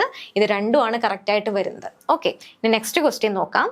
The human development index is used to rank countries based on option A, life expectancy at birth, adult illiteracy rate and percentage of population without access to safe water. Option B, real per capita income, percentage of underweight children under 5 and percentage of population not expected to survive to 40. Option C, life expectancy at birth, educational attainment and real per capita income at PPP, purchasing power parity. Option D, income inequality and percentage of population living in urban areas. Okay, നമുക്ക് എല്ലാവർക്കും അറിയാവുന്ന കാര്യമാണല്ലേ human development index എന്ന് പറയുന്നത്. Human development index 1990s വരുന്നു. അപ്പോൾ അതിൽ എന്തൊക്കെയാണ്, അതിൽ എന്താണ് കൺട്രീസിനെ എന്തൊക്കെ ബേസ് ചെയ്തിട്ടാണ് റാങ്ക് ചെയ്യുന്നത്? അപ്പോൾ ഇതിൽ ആൻസർ ഏതായിരിക്കും വരുന്നത്? ലൈഫ് എക്സ്പെക്ടൻസി അറ്റ് ബർത്ത് ഉണ്ട്, അഡൽട്ട് ലിറ്ററസി റേറ്റ് ഉണ്ട്. നമുക്കറിയാം എന്തൊക്കെയാണ് കാണിക്കുന്നത്. നമ്മുടെ ഹ്യൂമൻ ഡെവലപ്മെന്റ് ഇൻഡെക്സ് എടുക്കുന്ന സമയത്ത് അതിൽ എന്തൊക്കെ പറയുന്നുണ്ട്? എഡ്യൂക്കേഷനെ കുറിച്ച് പറയുന്നുണ്ട്, അതുപോലെ തന്നെ ലൈഫ് എക്സ്പെക്ടൻസി പറയുന്നുണ്ട്, പിന്നെ പർച്ചേസിംഗ് പവർ പാരിറ്റിയെ കുറിച്ചും പറയുന്നുണ്ട്. അപ്പൊ നമുക്ക് ഈസി ആയിട്ട് തന്നെ ഈ ആൻസറിലോട്ട് എത്തിച്ചേരാനായിട്ട് സാധിക്കും. നമ്മുടെ ആൻസർ എന്ന് പറയുന്നത് എന്താണ്? ഓപ്ഷൻ സി ആണ് നമ്മുടെ ആൻസർ എന്ന് പറയുന്നത്. അപ്പൊ ഇവിടെ നോക്കുക, the HDI mixes 3 things that show how well people actually live, how long they live, life expectancy, how educated they are, schooling, and how much they earn, income per person. Okay, അപ്പം നമ്മുടെ answer ആയിട്ട് വരുന്നത് ഏതായിരുന്നു? Answer എന്താന്ന് പറഞ്ഞു? Option C ആണ് നമ്മുടെ answer ആയിട്ട് വരുന്നത്. നെക്സ്റ്റ് ക്വസ്റ്റ്യൻ നോക്കാം. ഒരു അസേർഷൻ റീസണിങ് ടൈപ്പ് ക്വസ്റ്റ്യൻ ആണ്. അപ്പൊ ഇവിടെ നോക്കുക, assertion A, all India annual unemployment rate 15+ usual status declined from 6% 2017-18 to 3.2% 2022-23 to 24. Reason, as per RBI, India's forex reserve on December 26, 2025 were around $693 billion. അപ്പൊ ഒന്ന് ആലോചിച്ച് നോക്കിയേ, ഈ അസേർഷൻ റീസണിങ് കാണുന്ന സമയത്ത് തന്നെ നമുക്ക് എന്ത് മനസ്സിലായി? ഒന്നെന്ന് പറയുന്നത് ആനുവൽ അൺഎംപ്ലോയ്മെന്റ് റേറ്റ് ആണ്. രണ്ടെന്ന് പറയുന്നത് എന്താണ്? ഇന്ത്യയുടെ ഫോറക്സ് റിസർവ് ആണ്. ഇത് രണ്ടും തമ്മിൽ എന്തെങ്കിലും ബന്ധമുണ്ടോ? ബന്ധമില്ല. അതുകൊണ്ട് തന്നെ നമുക്ക് ഓൾറെഡി നമുക്ക് എന്താണ് ഇതിലെ ഓപ്ഷൻസിൽ തന്നെ ഒരെണ്ണം ഈസി ആയിട്ട് തന്നെ എലിമിനേറ്റ് ചെയ്യാനായിട്ട് സാധിക്കും. ഏതാ എലിമിനേറ്റ് ചെയ്യുന്നത്? ഏതാ? Both A and R correct and R is the correct explanation of A. അൺഎംപ്ലോയ്മെന്റിൽ ഫോറക്സ് റിസർവുമായിട്ട് നമുക്ക് എന്തെങ്കിലും റീസൺ ആയിട്ട് പറയാനായിട്ട് സാധിക്കുമോ? അപ്പോൾ ഓപ്ഷൻ എ അല്ല എന്നുള്ളത് നമുക്കറിയാം. പിന്നെന്താ നെക്സ്റ്റ് ഓപ്ഷൻ എന്താ? Both A and R correct and but R is not the correct explanation of A. എന്തായിരിക്കും ആൻസർ? നമ്മുടെ ആൻസർ ആയിട്ട് വരുന്നത് എന്താ? ഓപ്ഷൻ ബി ആണ് നമ്മുടെ ആൻസർ എന്ന് പറയുന്നത്. അവിടെ എന്താണ് ഈ ഒരു രണ്ട് സ്റ്റേറ്റ്മെന്റും എന്ത് തന്നെയാണ്? കറക്റ്റ് തന്നെയാണ്. 2023-24 ആകുന്ന സമയത്ത് 3.2% ആയിട്ട് ഡിക്ലൈൻ ചെയ്തിട്ടുണ്ട്. അതുപോലെ തന്നെ RBIയുടെ നോക്കുന്ന സമയത്ത് ആസ് പെർ RBI എന്താണ് പറഞ്ഞിട്ടുള്ളത്? ഇന്ത്യയുടെ ഫോറക്സ് റിസർവ് ഡിസംബർ 26, 2025 എത്രയാണെന്ന് പറഞ്ഞിട്ടുള്ളത്? 693. അപ്പൊ ഈ രണ്ട് സ്റ്റേറ്റ്മെന്റ് എന്ത് തന്നെയാണ്? ശരി തന്നെയാണ്. പക്ഷേ എന്താണ് ആ ഒരു ആൻസറിലോട്ട് നോക്കുക, ഒരിക്കലും എന്തല്ല, ഇത് നമുക്ക് ഈസി ആയിട്ട് തന്നെ കിട്ടും. കറക്റ്റ് എക്സ്പ്ലനേഷൻ അല്ല എന്നുള്ളത് നമുക്ക് ആ ഒരു ഓപ്ഷൻ വായിക്കുന്ന സമയത്ത് തന്നെ ഇത് രണ്ടും തമ്മിൽ ഒരു ബന്ധം ഇല്ല എന്നുള്ളത് മനസ്സിലാക്കാം. അപ്പൊ നിങ്ങൾ എക്സാമിന് എപ്പോഴും എന്ത് ചെയ്യുക? ഓപ്ഷൻസ് എലിമിനേറ്റ് ചെയ്ത് ആൻസറിലോട്ട് എത്തിച്ചേരാനായിട്ട് ശ്രമിക്കുക. ഓക്കെ, ഇവിടെ എക്സ്പ്ലനേഷൻ കൊടുത്തിട്ടുണ്ട്. Both facts given are true on their own. Unemployment did fall and forex reserves were about $693 billion, but forex reserves have nothing to do with why unemployment fell. So both are correct. Yet the second does not explain the first. Next question നോക്കാം. When public revenue increases by more than 1% for a 1% increase in GDP, it is known as. ഒരു direct question ആണല്ലേ, ഒരു easy question ആണ്. നോക്കുക, when public revenue increases by more than 1% for a 1% increase in GDP, it is known as option A CENVAT, option B inelastic tax system, option C proportional tax system, option D tax buoyancy. ഇതിൽ ഏതായിരിക്കും answer ആയിട്ട് വരുന്നത്? GDPയും അതുപോലെ തന്നെ എന്താണ് പറയുന്നത്, ആ ഒരു ടാക്സ് റവന്യൂ തമ്മിലുള്ള ആ ഒരു റിലേഷൻ ഇവിടെ പറയുന്നുണ്ടല്ലേ. അപ്പൊ ഇവിടെ എന്താണ് ആൻസർ ആയിട്ട് വരുന്നത്? ഓപ്ഷൻ ഡി ആണ്, ടാക്സ് ബോയൻസി ആണ് നമ്മുടെ ആൻസർ ആയിട്ട് വരുന്നത്. എക്സ്പ്ലനേഷൻ നമുക്ക് നോക്കാം. Buoyancy measures how strongly tax revenue reacts to the economy growing. If revenue grows faster than GDP, we call that high tax buoyancy. That is exactly what the question describes. അപ്പോൾ ഇവിടെ എന്താ പറയണേ? Tax ബോയൻസിയും അതുപോലെ തന്നെ tax buoyancy എന്ന് പറയുമ്പോൾ നമ്മുടെ GDP increase ചെയ്തതിനനുസരിച്ച് എത്രത്തോളം നമ്മുടെ ടാക്സ് റവന്യൂ ഇൻക്രീസ് ചെയ്തു എന്നുള്ള കാര്യമാണ് പറയുന്നത്. ഓക്കെ, അപ്പൊ ഇവിടെ നോക്കാം. ഇവിടെ എന്താ പറയുന്നേ? ഇപ്പോൾ GDPയെക്കാളും ഇപ്പൊ എന്താണ് more than 1% of for every 1% rice in GDP. ഇപ്പൊ നമ്മുടെ ടാക്സ് റവന്യൂ ഇൻക്രീസ് ചെയ്തു എന്നിട്ടുണ്ടെങ്കിൽ നമുക്ക് GDPയെക്കാളും കൂടുതലായിട്ടാണ് ടാക്സ് റവന്യൂ ഇൻക്രീസ് ചെയ്തതെങ്കിൽ നമ്മൾ അവിടെ എന്തെന്ന് പറയും? ഹൈ ടാക്സ് ബോയൻസി എന്ന്. എന്നാൽ GDP റേറ്റിനെക്കാളും ആ ഒരു ഇൻക്രീസ് ചെയ്തതിനേക്കാളും കുറവാണെന്നുണ്ടെങ്കിൽ നമുക്ക് എന്ത് പറയാം? അവിടെ ഹൈ ആണോ ലോ ആണ് വരുന്നത്. ഓക്കെ, അപ്പൊ ആ ഒരു റേറ്റ് നോക്കുക. ഇനി നെക്സ്റ്റ് ക്വസ്റ്റ്യനിലോട്ട് പോവാം. ഇതും എന്ത് തന്നെയാണ്? ഒരു മാച്ച് ദ ഫോളോയിങ് ക്വസ്റ്റൻ ആണ് വരുന്നത്. Match list 1 with list 2. First one option A Kenneth Boulding, option B Georgescu Roegen, option C Elinor Ostrom, option D AC Pigou. ഇതിൽ 1-2 പേരുകൾ നമുക്ക് ഈസി ആയിട്ട് അറിയാമല്ലേ, നമ്മൾ ഒരുപാട് കേട്ടിട്ടുള്ള പേരാണ്. AC പിഗു അറിയാം, അതുപോലെ തന്നെ എലിനോർ ഓസ്ട്രം നമുക്കറിയാം, ഇതിനു മുന്നേ നൊബേൽ പ്രൈസ് കിട്ടിയിട്ടുണ്ട്. Georgescu Roegen, Kenneth Boulding. അപ്പൊ ഇവിടെ എന്താണ്, എന്തൊക്കെയാ മാച്ച് ചെയ്യാനായിട്ട് വരുന്നത്? 1 first one pollution tax, second spaceship earth and ecological limits, third managing common property and resource and energy, fourth one energy as a limiting factor. അപ്പൊ ഇതിൽ കുറച്ച് answers നമുക്ക് എത്തിപ്പെടാനായിട്ട് ഈസി ആയിട്ട് തന്നെ പറ്റും. ഏതാണ്? AC പിഗു പറയുന്ന സമയത്ത് നമുക്ക് ഈസി ആയിട്ട് എത്തുന്ന ആൻസർ ഏതാ? AC പിഗുവിനെ നമുക്ക് എന്തുമായിട്ട് മാച്ച് ചെയ്യാനായിട്ട് സാധിക്കും? പൊല്യൂഷൻ ടാക്സുമായിട്ട്. അപ്പൊ D1 ആയിട്ട് വരുന്ന ഓപ്ഷൻസ് എത്ര എണ്ണം ഉണ്ട്? ഇവിടെ നോക്കിയേ, ഒരെണ്ണം മാത്രമേ ഉള്ളൂ. അപ്പൊ നമ്മൾ ഈസി ആയിട്ട് തന്നെ ഒരെണ്ണം അറിഞ്ഞിരുന്നാൽ ആ ഒരു AC പിഗു എന്തുമായിട്ടാണ് റിലേറ്റഡ് ആയിട്ടുള്ളത്? പൊല്യൂഷൻ ടാക്സ് ആണ് എന്ന് കിട്ടിയാൽ തന്നെ നമുക്ക് ബാക്കി 3 ഓപ്ഷൻസും ഈസി ആയിട്ട് എലിമിനേറ്റ് ചെയ്യാം. അതുപോലെ തന്നെ ഒരുപാട് സമയം അവിടെ സ്പെൻഡ് ചെയ്യുകയും വേണ്ട. അപ്പൊ നമ്മുടെ ആൻസർ ഏതാണ്? ഈസി ആയിട്ട് തന്നെ നമുക്ക് കിട്ടും. ഡി ആണ് ആൻസർ ആയിട്ട് വരുന്നത്. അപ്പോൾ നമുക്ക് ഓരോ ഓപ്ഷൻസ് ആയിട്ട് നോക്കാം. കെന്നത്ത് ബോൾഡിംഗ്, എ എന്ന് പറയുന്നത് ഏതാ? ഇതിൽ 2 ആണ്. Space ship earth and ecological limits ആണ് എന്തുമായിട്ട് വരുന്നത്? കെന്നത്ത് ബോൾഡിംഗ് മാച്ചിങ്ങിൽ വരുന്നത്. പിന്നെ ജോർജ് ക്യൂ റോഗൻ എന്ന് പറയുമ്പോഴത്തേക്കും അദ്ദേഹം എന്താണ്? Energy as a limiting factor. പിന്നെ സി എന്ന് പറയുന്നത് എന്താ? എലിനോർ ഓസ്ട്രോം ആണ്. ഞാൻ നേരത്തെ തന്നെ പറഞ്ഞു 2009 എന്ത് കിട്ടിയിട്ടുണ്ട്? നൊബേൽ പ്രൈസ് ഇൻ എക്കണോമിക്സ് കിട്ടിയിട്ടുണ്ട്. അതും എന്തുമായിട്ടായിരുന്നു? Managing common property and resources, അതുമായിട്ട് റിലേറ്റഡ് ആയിട്ടായിരുന്നു. അപ്പൊ ഇവിടെ നോക്കുക, Elinor Ostrom managing common property and resources, ഇത്രയാണ് മാച്ചിങ് ആയിട്ട് വരുന്നത്. Okay. Boulding gives a spaceship Earth. The planet has limited resources. A. Georgescu Rogan stressed energy or entropy limits. Ostrom showed how communities manage shared resources. Pigou proposed taxing pollution. Okay. അപ്പം അങ്ങനെയാണ് ഡിയിൽ നമ്മൾ എത്തിച്ചേർന്നത്. ഇനി next ഒരു question നോക്കാം. Which holds true at the equilibrium level of demand for labor by a perfectly competitive firm? അപ്പൊ ഇവിടെ എന്താണ്? ഇതൊരു ഈസി ക്വസ്റ്റ്യൻ ആണല്ലേ. നമ്മൾ പ്രീവിയസ് ഇയർ ക്വസ്റ്റ്യൻസ് ഒക്കെ നോക്കുന്ന സമയത്ത് ഒരുപാട് ക്വസ്റ്റ്യൻസിൽ നമ്മൾ കണ്ടിട്ടുള്ളതാണ്. ഇവിടെ എന്താ? ഫസ്റ്റ് ഓപ്ഷൻ എ എന്ന് പറയുന്നത് VMPL less than MRPL, B VMPL is equal to MRPL, option C VMPL greater than MRPL, option D VMPL plus MRPL is equal to W. ഏതായിരിക്കും ആൻസർ എന്ന് പറയുന്നത്? ഒരു ഈസി ക്വസ്റ്റ്യൻ ആണ്. നമുക്ക് ഈസി ആയിട്ട് ആൻസറിൽ എത്തിച്ചേരാനായിട്ട് സാധിക്കും. എന്താണ്? കൂടുതൽ എക്സ്പ്ലനേഷൻ ഒന്നും വേണ്ടല്ലോ. ഓപ്ഷൻ ബി ആണ്. VMPL ഇസിക്കൽ ടു MRPL ആണ് നമ്മുടെ ആൻസർ എന്ന് പറയുന്നത്. A competitive firm keeps hiring workers until the value of an extra worker adds equals what it pays them. അപ്പോൾ നമുക്കറിയാം ഇതിന്റെ ആൻസർ ആയിട്ട് വരുന്നത് എന്തായിരുന്നു? ഓപ്ഷൻ ബി ആയിരുന്നു. VMPL ഇസിക്കൽ ടു MRPL ആണ് നമ്മുടെ answer. Okay. Because the firm sells at a fixed market price, the value of marginal product and marginal revenue product are the same number. So at the best hiring level VMPL is equal to MRPL ആണ്. അപ്പൊ ഇനി next ഒരു question നോക്കാം.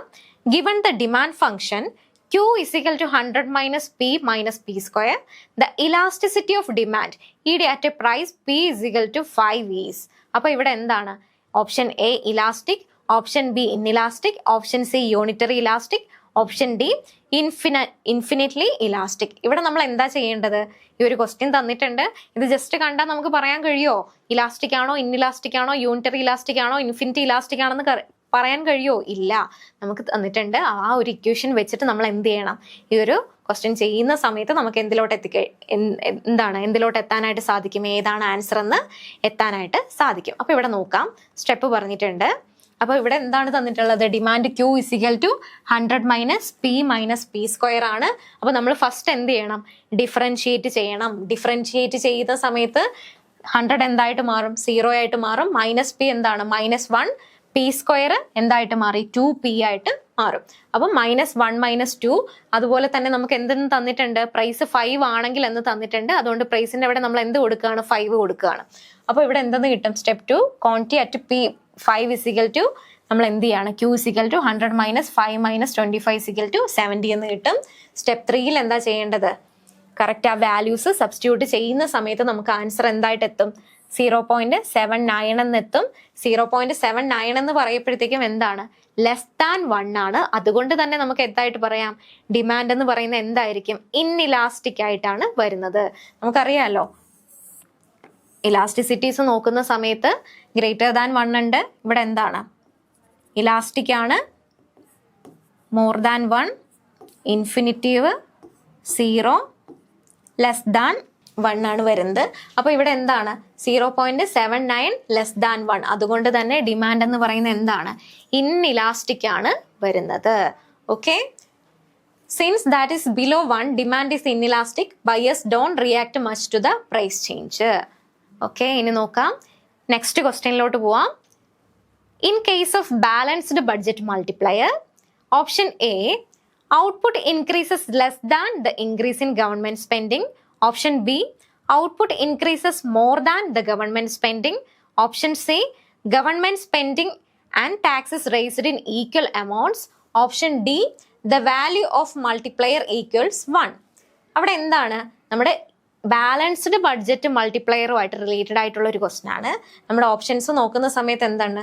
C and D only, B and C only, A B and C only, B and D only. നമുക്ക് മനസ്സിലായി 4 statements ഇവിടെ തന്നിട്ടുണ്ടെന്നുണ്ടെങ്കിലും ഒന്നുകിൽ maximum 3 അല്ലെങ്കിൽ 2 എണ്ണം മാത്രമേ ഇവിടെ ശരിയായിട്ടുള്ളൂ. പിന്നെ അവിടെ മിസ്റ്റേക്ക് ഉണ്ട് എന്നുള്ളത് നമുക്കറിയാം. ഓക്കെ, അപ്പൊ എന്താണ് in case of balanced budget multiplier എന്ന് പറയുമ്പോഴത്തേക്ക് എന്തായിരിക്കും? ബാലൻസ്ഡ് ബഡ്ജറ്റ് മൾട്ടിപ്ലയർ എന്ന് പറയുമ്പം എന്തായിരിക്കും ആൻസർ? നിങ്ങൾ എന്നെ പെട്ടെന്ന് പറഞ്ഞേ. നമുക്കറിയാം എ ആയിരിക്കും ഇവിടെ ആൻസർ ആയിട്ട് വരുന്നത്. ഫസ്റ്റ് ഓപ്ഷൻ നോക്കിയേ, output increases less than the increase in government spending. Balanced എന്ന് പറയുമ്പോഴത്തേക്ക് നമുക്ക് തന്നെ അറിയാം എന്താണ്, ഈക്വൽ ആയിട്ടാണ് പോകുന്നത്, അല്ലയോ? കൂടുതലായിട്ടോ കുറവായിട്ടോ ഒന്നും തന്നെ ഇല്ല. അപ്പൊ അങ്ങനെ നോക്കുമ്പോൾ തന്നെ എന്താണ്, ഈസി ആയിട്ട് ആൻസറിൽ എത്തിപ്പെടാനായിട്ട് സാധിക്കും. If the government raises spending and taxes by the same amount, total output rises exactly that amount. കണ്ടല്ലോ, ബാലൻസ്ഡ് ബഡ്ജറ്റ് എന്ന് പറയുമ്പോൾ അവിടെ ഒരു ബാലൻസിങ് ആണല്ലേ, നമ്മൾ ബാലൻസ് ആണെന്ന് മനസ്സിലാവും. അതുകൊണ്ട് തന്നെ നമുക്ക് എന്താണ്, ഈസി ആയിട്ട് ആൻസറിലോട്ട് എത്തിപ്പെടാനായിട്ട് സാധിക്കും. ദ കറക്റ്റ് സ്റ്റേറ്റ്മെന്റ്സ് ആർ ഏതൊക്കെയാ വരുന്നത്? സിയും equal spending and taxes and ഡിയും ആണ് വരുന്നത്. ഓക്കെ, ഇനി നെക്സ്റ്റ് ക്വസ്റ്റ്യൻ നോക്കാം. Inflation rates have trended downward approaching the central bank target. Which are correct? A, supply chains adopting economic uncertainties. B, easing monetary policy. C, tighter monetary policy. D, increase in aggregate demand is more than increase in aggregate supply.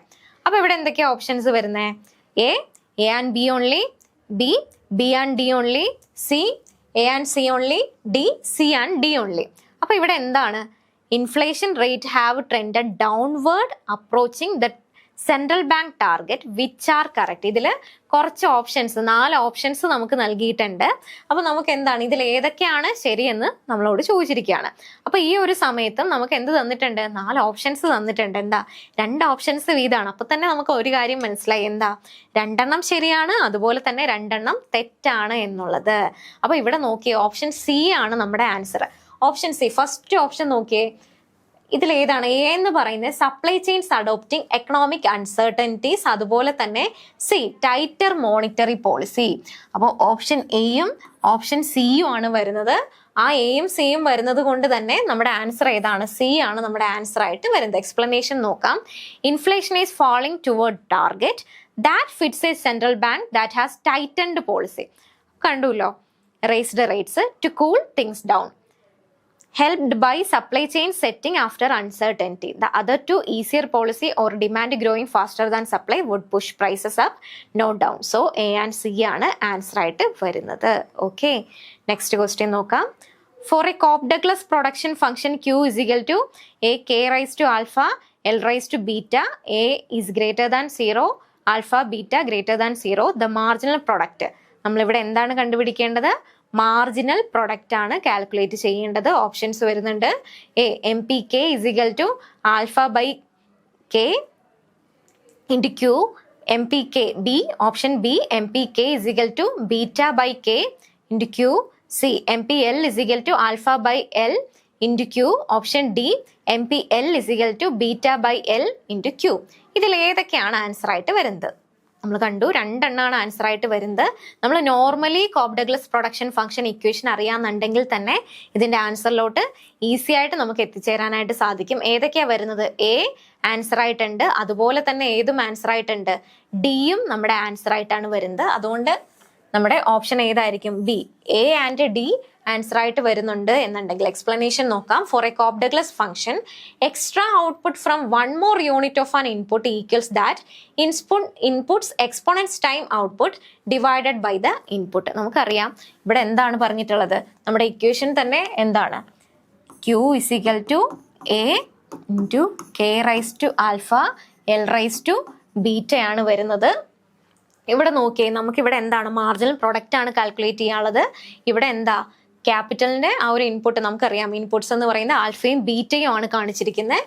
Alpha A by K into Q ആണ് first option ആയിട്ട് വരുന്നത്. A വരുന്നുണ്ട്, M P K ഇത് correct ആണ്. അതുപോലെ തന്നെ ഏതും വരുന്നുണ്ട്, നമ്മുടെ ഡിയും. എം പി എൽ ലേബറിൻ്റെത് ഏതാണ് വരുന്നത്? ബീറ്റ ആണല്ലേ വരുന്നത്, ബീറ്റയാണ്. അതാ നോക്കിയേ, ആൽഫയും ബീറ്റയും പ്രൊപ്പോർഷൻ നോക്കുന്ന സമയത്ത് അതുകൊണ്ട് എയും ഡിയും കറക്റ്റ് ആയിട്ട് വരും. ഓപ്ഷൻ ബി ആണ് നമ്മുടെ ആൻസർ ആയിട്ട് വരുന്നത്. ഓക്കെ, ഇനി നെക്സ്റ്റ് ക്വസ്റ്റ്യൻ നോക്കാം. Given GNP at market price is equal to 14,400 crore. Consumption is equal to 12,000 crore. Government purchases 1,200 crore. Exports rupees 1,000 crore. Imports rupees 1,500 crore. The value of investment. അപ്പോൾ നമ്മൾ എന്താണ് ഇവിടെ കണ്ടുപിടിക്കേണ്ടത്? Value of investment ആണ് കണ്ടുപിടിക്കേണ്ടത്. Okay, നമുക്ക് നോക്കാം, ആൻസറിലോട്ട് നോക്കാം. ആൻസർ എന്തായിരിക്കും? നമുക്ക് ഫസ്റ്റ് കാൽക്കുലേറ്റ് ആ സ്റ്റെപ്പ് നോക്കിയിട്ട് വരാം. ഫസ്റ്റ് നമുക്ക് ഇവിടെ ഓരോ വാല്യൂസും തന്നിട്ടുണ്ട്. GNP ഇസിക്കൽ ടു 14,400 ആണ് തന്നിട്ടുണ്ട്. Consumption 12,000, government expenditure 1,200, export 1,000, import 1,500. നമുക്ക് ഇക്വേഷൻ അറിയാം. GNP is equal to C plus I plus G plus X minus M ആണ് ഉള്ളത്. ഇതിൽ നമ്മൾ എന്താ കാൽക്കുലേറ്റ് ചെയ്യേണ്ടത്? ഇൻവെസ്റ്റ്മെന്റ് ആണ് കണ്ടുപിടിക്കേണ്ടത്. ബാക്കിയുള്ള ഐറ്റംസ് എല്ലാം തന്നിട്ടുണ്ട്.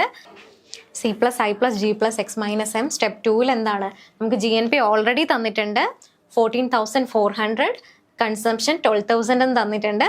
ഇൻവെസ്റ്റ്മെന്റ് നമുക്ക് അറിയത്തില്ല, ഇൻവെസ്റ്റ്മെന്റ് ആണ് നമ്മൾ കണ്ടുപിടിക്കേണ്ടത്.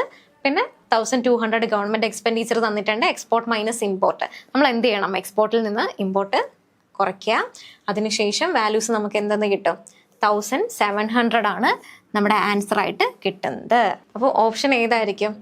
1,700 എന്ന് പറയുന്നത് ഡി ആണ് നമ്മുടെ ആൻസർ ആയിട്ട് വരുന്നത്. ഡി ആണ് നമ്മുടെ ആൻസർ ആയിട്ട് വരുന്നത്. ഓക്കെ, നെക്സ്റ്റ് ക്വസ്റ്റ്യൻ നോക്കാം.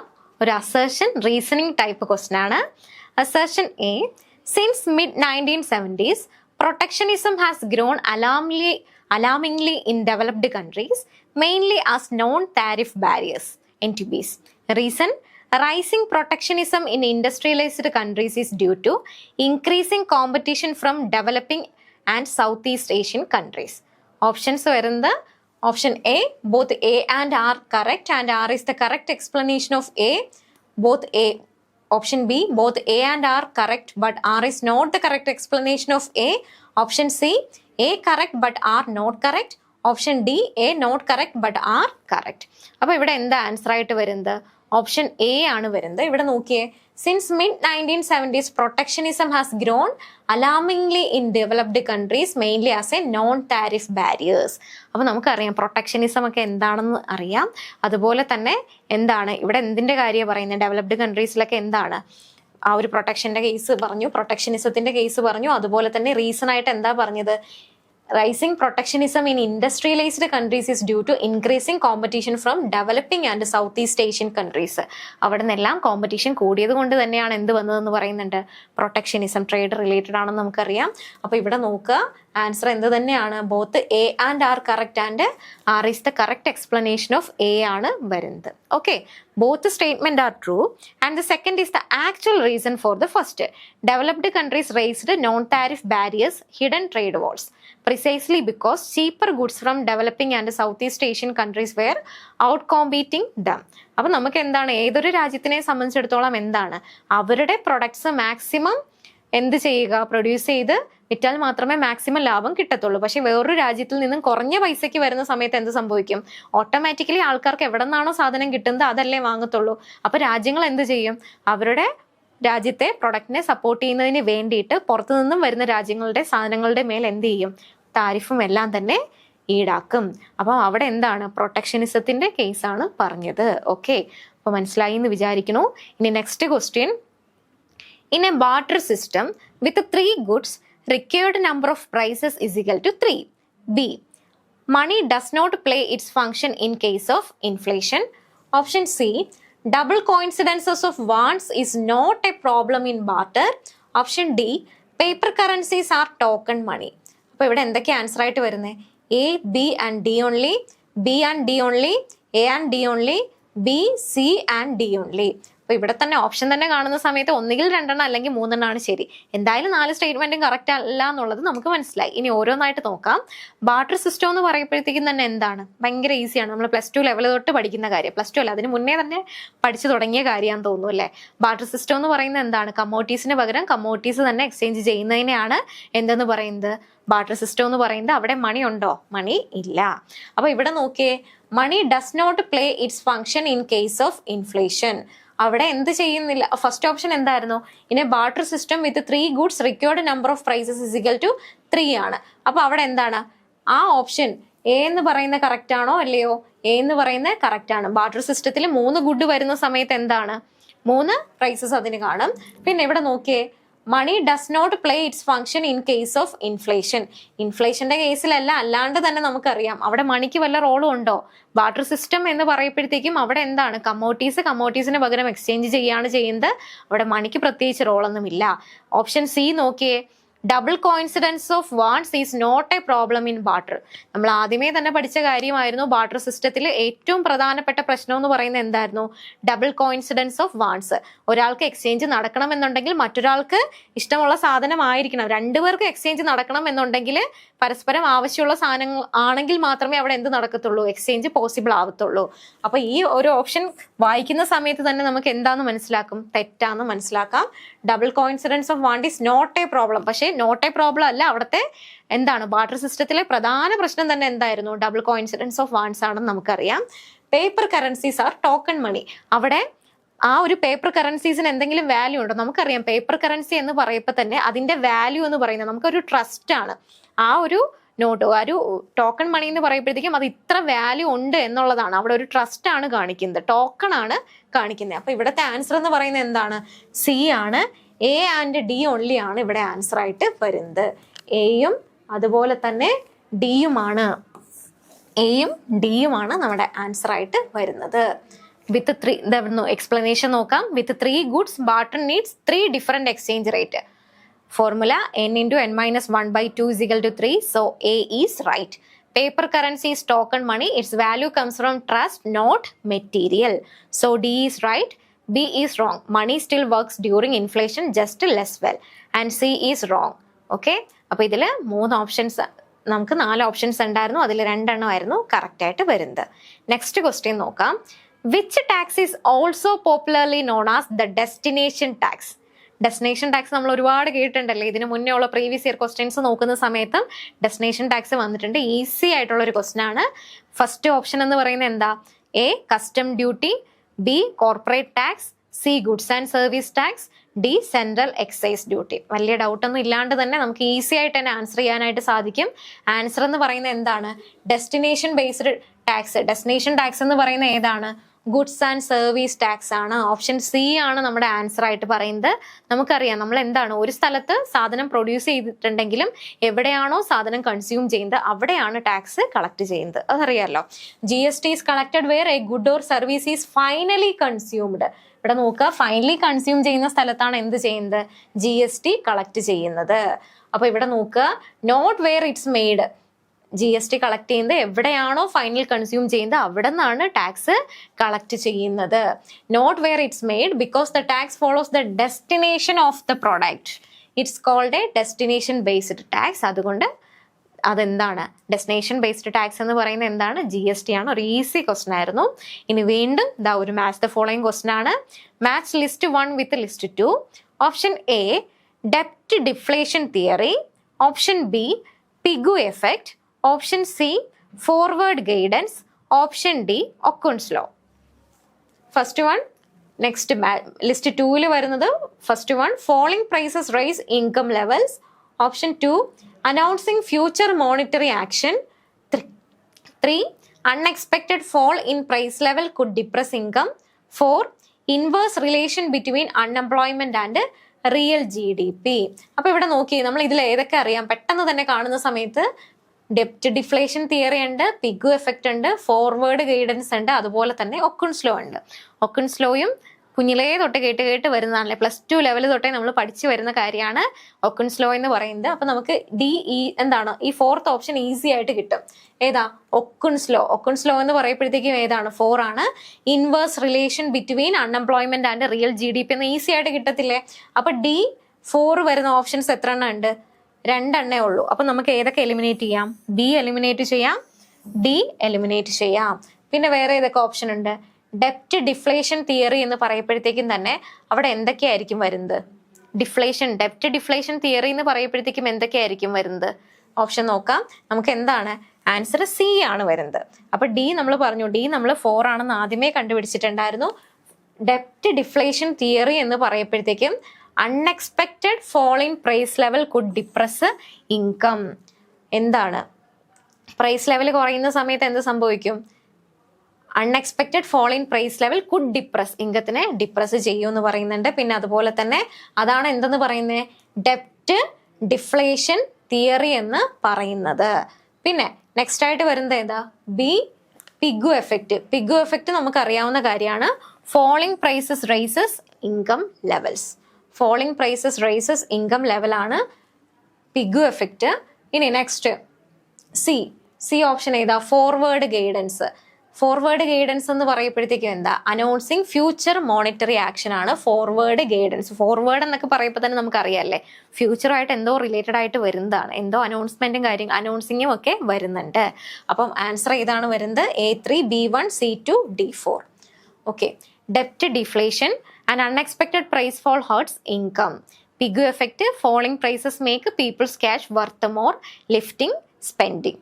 Forward guidance, say central bank announcing future moves, occurs low, links unemployment and GDP ആണ് വരുന്നത്. ഓക്കെ, ഇനി നെക്സ്റ്റ് നോക്കാം. The Salmon War was between USA and Cuba. Option A USA and Cuba, option B France and UK, option C Norway and Scotland, option D Sweden and Germany. Salmon war നമ്മൾ ഒരുപാട് കേട്ടിട്ടുള്ളതല്ല. എന്നാൽ എന്തായിരിക്കും salmon എന്ന് പറയുമ്പോൾ എന്താണെന്നറിയാം? ഒരു fish related ആണെന്ന് അറിയാലോ. സാൽമൺ എന്ന് പറയുന്ന ഒരു ഫിഷാന്ന് നമുക്കറിയാല്ലേ. അപ്പൊ അത് എന്താണ്? ഏതൊക്കെ രാജ്യങ്ങൾ തമ്മിലുള്ള ഒരു വാർ? അവിടെ നോക്കിയേ, സാൽമൺ വാർ വാസ് ബിറ്റ്വീൻ ആരൊക്കെ തമ്മിലായിരുന്നു? ഏതൊക്കെ രാജ്യങ്ങൾ തമ്മിലായിരുന്നു? കുറച്ച് ഓപ്ഷൻസ് കൊടുത്തിട്ടുണ്ട്. USA ആൻഡ് ക്യൂബ കൊടുത്തിട്ടുണ്ട്, ഫ്രാൻസ് ആൻഡ് UK കൊടുത്തിട്ടുണ്ട്, നോർവേ ആൻഡ് സ്കോട്ട്ലൻഡ് കൊടുത്തിട്ടുണ്ട്, സ്വീഡൻ ആൻഡ് ജർമ്മനി കൊടുത്തിട്ടുണ്ട്. നമ്മുടെ ആൻസർ ഏതാ? ഓപ്ഷൻ C ആണ്. Option C, Norway and Scotland ആണ് സാൽമൺ വാർ വരുന്നത്. The salmon war was A phishing and trade dispute over salmon farming between Norway and Scotland UK. So the answer is Norway and Scotland ആണ് വരുന്നത്. Okay, next question നോക്കാം. ഒരു assertion reasoning type question ആണ്. Assertion A, presence of heterosidasticity implies OLS estimators are still unbiased but inefficient. Reason R, the estimates of the variances are also unbiased. Option A, both A and R are correct and R is the correct explanation of A. B, both A and R are correct but R is not the correct explanation of A. C, correct but R not correct. D, A not correct but R correct. ഇതിൽ ഏതായിരിക്കും answer ആയിട്ട് വരുന്നത്? Option എന്ന് പറയുന്നത് C ആണ്. എന്താണ്?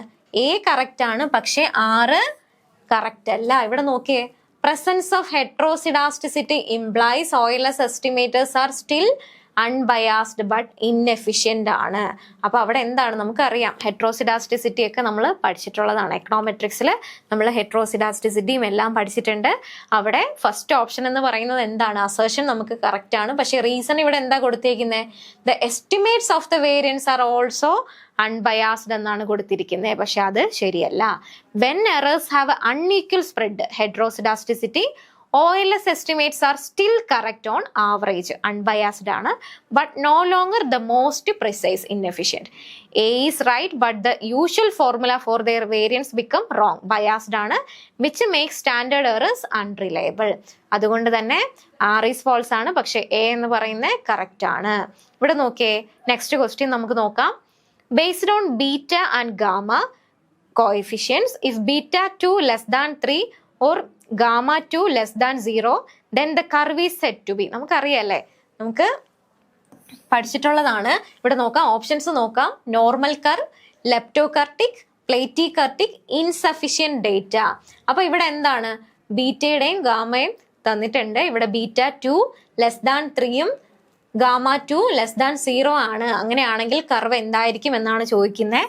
നമുക്കറിയാം 3 കർവുകളുടെ shape നമുക്കറിയാവുന്നതാണ്. ഇവിടെ എന്താണ്? ലെപ്റ്റോകർട്ടിക്, LMB, അതുപോലെ തന്നെ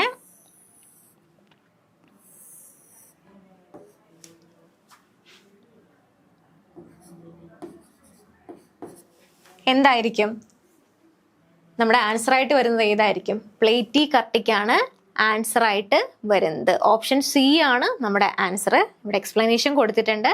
kurtosis describes a curve's peakedness if the measure beta 2 is below 3, the curve is flatter than normal. That is called platycurtic. Exactly 3 is equal to normal, above 3 is equal to sharp peak. So the answer is Platy-Kurtic. Platy-Kurtic ആണ് നമ്മുടെ answer ആയിട്ട് വരുന്നത്. Next question നോക്കാം. നമ്മൾ നേരത്തെ ഇതുപോലൊരു question നോക്കിയിട്ടുണ്ടായിരുന്നു money supply related ആയിട്ട്. ഇവിടെ നോക്കാം. A reserve money is equal to C plus O D plus C R. B M1 is equal to C plus OD. C money multiplier M is equal to M by RM. D narrow money supply is equal to M3. C for currency, OD other deposit with RBI. CR cash reserve bank, M money supply, RM reserve money. അപ്പോൾ ഇതിൽ ഏതാ answer ആയിട്ട് വരുന്നത്? Option A and D only. Option B B and C only. Option C A and B only. Option D A and C only. A and C only ആണ് ഇതിൽ correct ആയിട്ട് വരുന്നത്. Reserve മണി എന്ന് പറയുമ്പോഴത്തേക്കും എന്ത് തന്നെയാണ്? C plus O D plus C R ആണ്. പിന്നെ അതുപോലെ തന്നെ നമ്മുടെ സി എന്ന് പറയുന്ന ഓപ്ഷൻ ഇവിടെ നോക്കി M1 is equal to C plus OD ആണോ വരുന്നത്? അല്ല, നമുക്കറിയാം M1 നേരത്തെ നമ്മൾ പറഞ്ഞിട്ടുണ്ട് എന്താണ് M1ന്റെ ഇക്വേഷൻ എന്നുള്ളത്. അതുപോലെ തന്നെ money multiplier M is equal to M by RM ആണെന്നുള്ളത് നമുക്കറിയാം. ഓക്കെ, അപ്പൊ നാരോ മണി സപ്ലൈ M3 ആണോ? അല്ല, നാരോ മണി സപ്ലൈ ആണോ M3 എന്ന് പറയുന്നത്? ബ്രോഡ് അല്ലേ നമ്മൾ പറഞ്ഞിട്ടുള്ളത്. ഓക്കെ, അപ്പൊ ആൻസർ ഏതാണ് വരുന്നത്? എ ആൻഡ് സി ആണ് കറക്റ്റ് ആയിട്ട് വരുന്നത്. Okay, two correct statements. Reserve money is equal to currency plus bank cash reserve plus other deposit with RBI, which matches. A, the money multiplier is simply total money divided by reserve money. M is equal to M by RM, matching C. B describes M1 wrongly and D wrongly calls M3 narrow money. Okay, അപ്പോൾ M3 actually എന്ത് തന്നെയാണ്? Broad മണി ആണ്. അതുകൊണ്ട് A and C ആണ് answer ആയിട്ട് വരുന്നത്. അപ്പോൾ ഇനി നെക്സ്റ്റ് ക്വസ്റ്റ്യൻ നോക്കാം. In A city 3% of men suffer from cancer, 15% are smokers, and 10% are either smokers or cancer patients. The probability that a randomly selected man is a smoker and suffering from cancer is option A 0.08, option B 0.8, option C 0.02, option D 0.2. ഇവിടെ നമുക്ക് എന്താണ് probability calculate ചെയ്യാനാണ് വന്നിരിക്കുന്നത്. നമുക്ക് answer അതിന്റെ step ആദ്യം നോക്കാം. Probability of cancer എത്രയും തന്നിട്ടുണ്ട്? 0.03 എന്ന് തന്നിട്ടുണ്ട്. പ്രോബബിലിറ്റി ഓഫ് സ്മോക്കർ 0.15 എന്ന് തന്നിട്ടുണ്ട്. Probability of smoker or cancer 0.10 എന്നും തന്നിട്ടുണ്ട്. അപ്പൊ ഇവിടെ നമ്മൾ എന്താ ചെയ്യേണ്ടത്? അഡിഷൻ റൂൾ ആണ് നോക്കേണ്ടത്. Addition rule. Probability of S smoker union C cancer നോക്കുന്ന സമയത്ത് PS plus PC minus PS intersection C എന്നുള്ളത് നമുക്ക് കിട്ടും. ഇനി വാല്യൂസ് സബ്സ്റ്റിറ്റ്യൂട്ട് ചെയ്യുക. ഇവിടെ എന്താണ്? PS എന്ന് പറയുന്നത് 0.10 ആയിരുന്നു. സോറി, ഇവിടെ നോക്കുക. Step 2 0.10 is equal to 0.15. 0.15 എന്താ നമ്മൾ പറഞ്ഞിട്ടുണ്ട്? സ്മോക്കറാന്ന് പറഞ്ഞിട്ടുണ്ട്. 0.03 cancer minus probability of S intersection C. Step 3 നോക്കുന്ന സമയത്ത് 0.18 മൈനസ് 0.10 നമുക്ക് ആൻസർ എന്തായിട്ട് കിട്ടും? 0.08 എന്ന് കിട്ടും. നമ്മുടെ ഓപ്ഷൻ ഏതാ? 0.08. ഓപ്ഷൻ എ ആണ് നമ്മുടെ ആൻസർ ആയിട്ട് വരുന്നത്. ഓക്കെ, നെക്സ്റ്റ് ക്വസ്റ്റ്യൻ നോക്കാം. ഇവിടെയും വീണ്ടും എന്ത് വന്നിട്ടുണ്ട്? മാച്ച് ദ ഫോളോയിങ് ക്വസ്റ്റ്യൻ വന്നിട്ടുണ്ട്. ഒരുപാട് മാച്ച് ദ ഫോളോയിങ് ക്വസ്റ്റ്യൻ ഇതുവരെ തന്നെ ആയില്ലേ? Okay, match list 1 with list 2. A type 1 error, B type 2 error, C simple hypothesis, D composite hypothesis.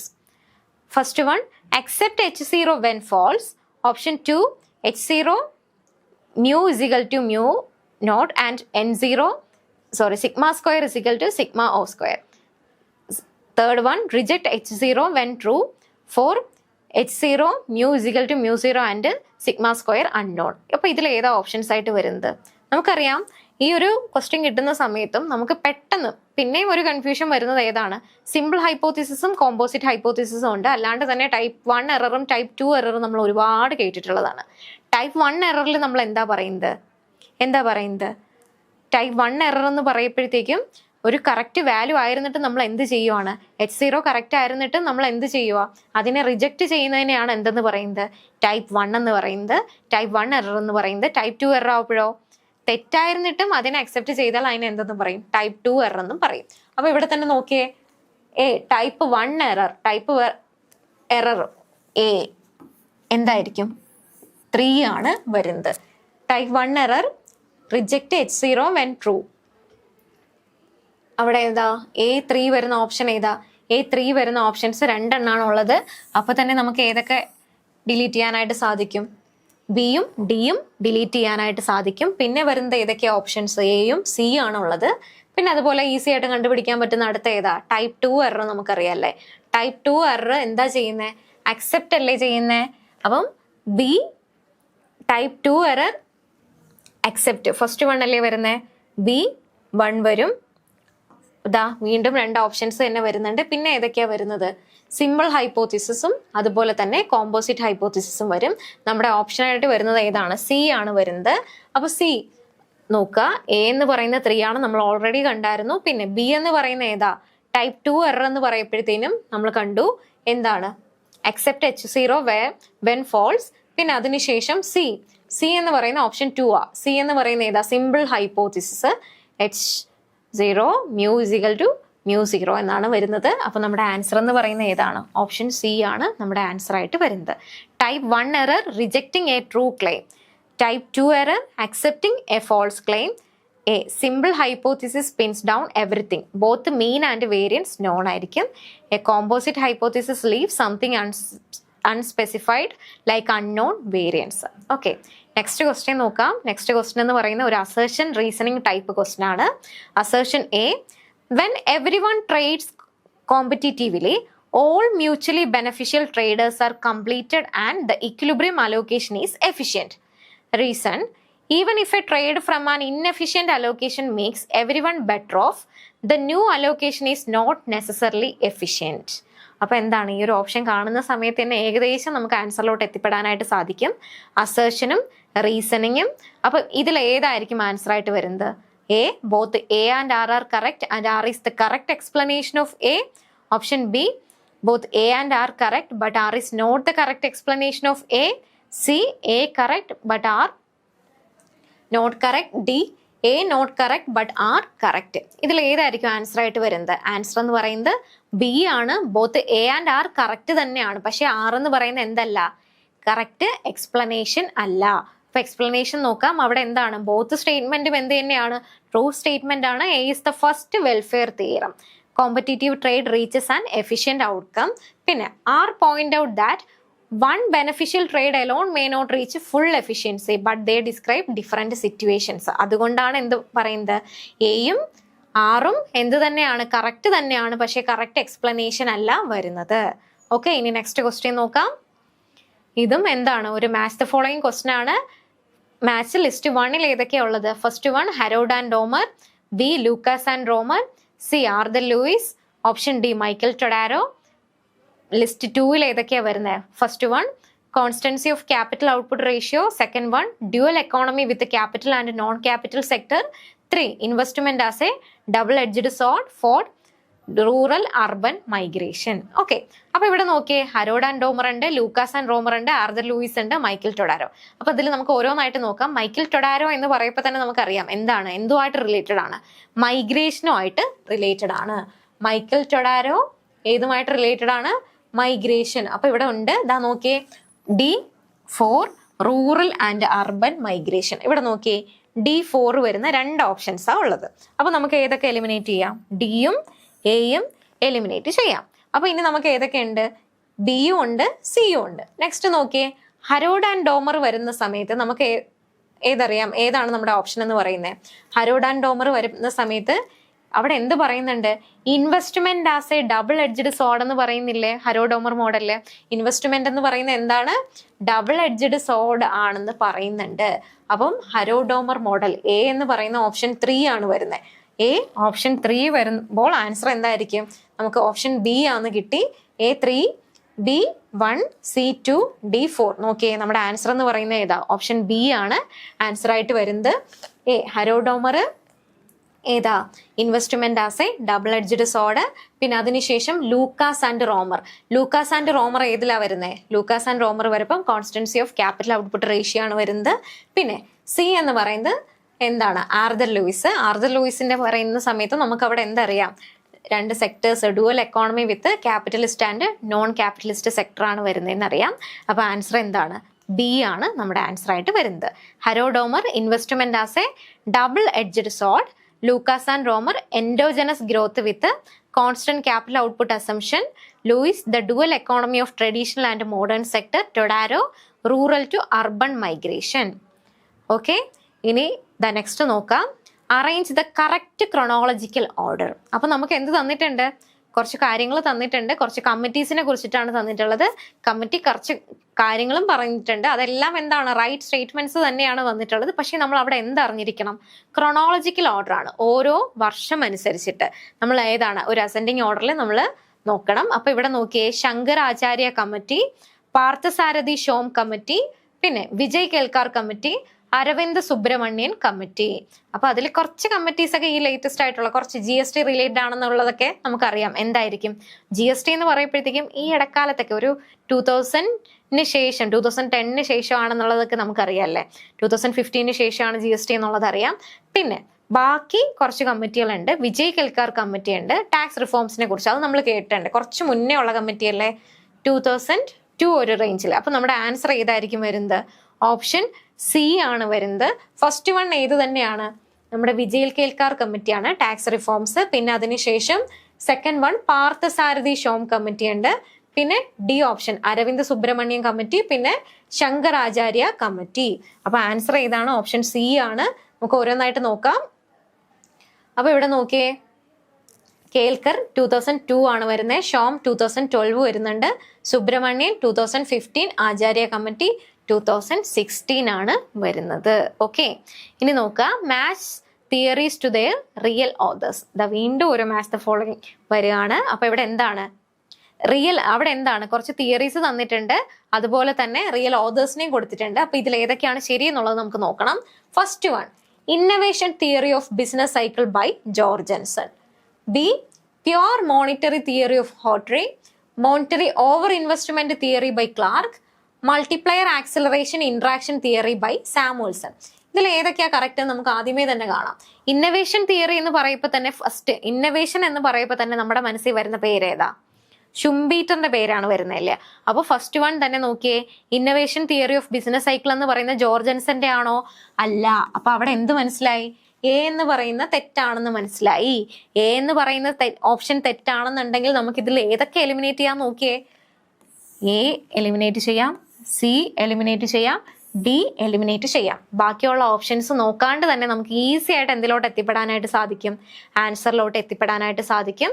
അപ്പോൾ ഇവിടെ നോക്കിയേ, ഇന്നവേഷൻ തിയറി തെറ്റാണെന്ന് കണ്ടപ്പോൾ 3 എലിമിനേറ്റ് ചെയ്യാൻ കഴിഞ്ഞത് കണ്ടോ? അപ്പൊ ഇവിടെ നോക്കുക, നെക്സ്റ്റ് വൺ നോക്കുക. അപ്പൊ പ്യുവർ മോണിറ്ററി തിയറി ഓഫ് ഹോട്ടറി അത് കറക്റ്റ് തന്നെയാണ്, ബൈ ഹോട്ടറി തന്നെയാണ്. പിന്നെ സി എന്ന് പറയുന്ന monetary over investment theory, monetary over investment theory ആരല്ല? ക്ലാർക്ക് അല്ല. മൾട്ടിപ്ലയർ ആക്സിലറേറ്റർ ഇന്ററാക്ഷൻ തിയറി ആരുടെയാണ്? സാമുവൽസന്റെ ആണ്. അപ്പൊ നമ്മുടെ ആൻസർ ഏതാ വരുന്നത്? ഓപ്ഷൻ ബി ആണ് നമ്മുടെ ആൻസർ ആയിട്ട് വരുന്നത്. ഓക്കെ, നെക്സ്റ്റ് ക്വസ്റ്റ്യൻ നോക്കാം. Which of the following are called club goods? A, railways, B, swimming pool, C, defence, D, gym. Option A, B and D only. Option C, B and C only. Option D, A and D only. അപ്പൊ ഇതിൽ ഏതായിരിക്കും answer ആയിട്ട് വരുന്നത്? നമുക്ക് 4 options തന്നിട്ടുണ്ട്. അതുപോലെ തന്നെ നമുക്ക് ഫൈനൽ ഓപ്ഷൻസിൽ എന്താ തന്നിട്ടുള്ളത്? 2 വീതമാണ് തന്നിട്ടുള്ളത്. അപ്പൊ നമുക്ക് ഓട്ടോമാറ്റിക്കലി എന്ത് മനസ്സിലായി? ഇതിൽ 4 ഓപ്ഷൻസ് തന്നിട്ടുണ്ടെങ്കിലും 2 ശരിയാണ്, എന്നാൽ 2 തെറ്റുമാണ്. അപ്പൊ ഇവിടെ നോക്കിയേ, which of the following are called club goods. അപ്പൊ ക്ലബ് ഗുഡ്സ് എന്താണെന്ന് അറിയണം. എന്താ ക്ലബ് ഗുഡ്സ് എന്ന് പറയുന്നത്? ക്ലബ് ഗുഡ്സ് എന്ന് പറയുമ്പോഴത്തേക്കും നമ്മൾ എന്ത് ചെയ്യുന്നു? പേയ്മെന്റ് കൊടുക്കുന്ന ആൾക്കാർക്ക് എന്ത് ചെയ്യാം? നമ്മൾ എന്തെങ്കിലും പേയ്മെന്റ് കൊടുത്ത് നമുക്ക് എന്ത് കിട്ടും? ചില സർവീസുകൾ കിട്ടും. അത് പുറത്തുള്ള എല്ലാവർക്കും അതുപോലെ കിട്ടോ? ഇല്ല. അപ്പൊ ഇവിടെ ഓരോ ഓപ്ഷൻസ് ആയിട്ട് നോക്കിയേ. റെയിൽവേ, റെയിൽവേ എന്ന് പറയുന്നത് എന്തിന് എക്സാമ്പിൾ ആണ്? നമ്മൾ റെയിൽവേ നമുക്ക് ഫ്രീ ആയിട്ട് കിട്ടുമോ?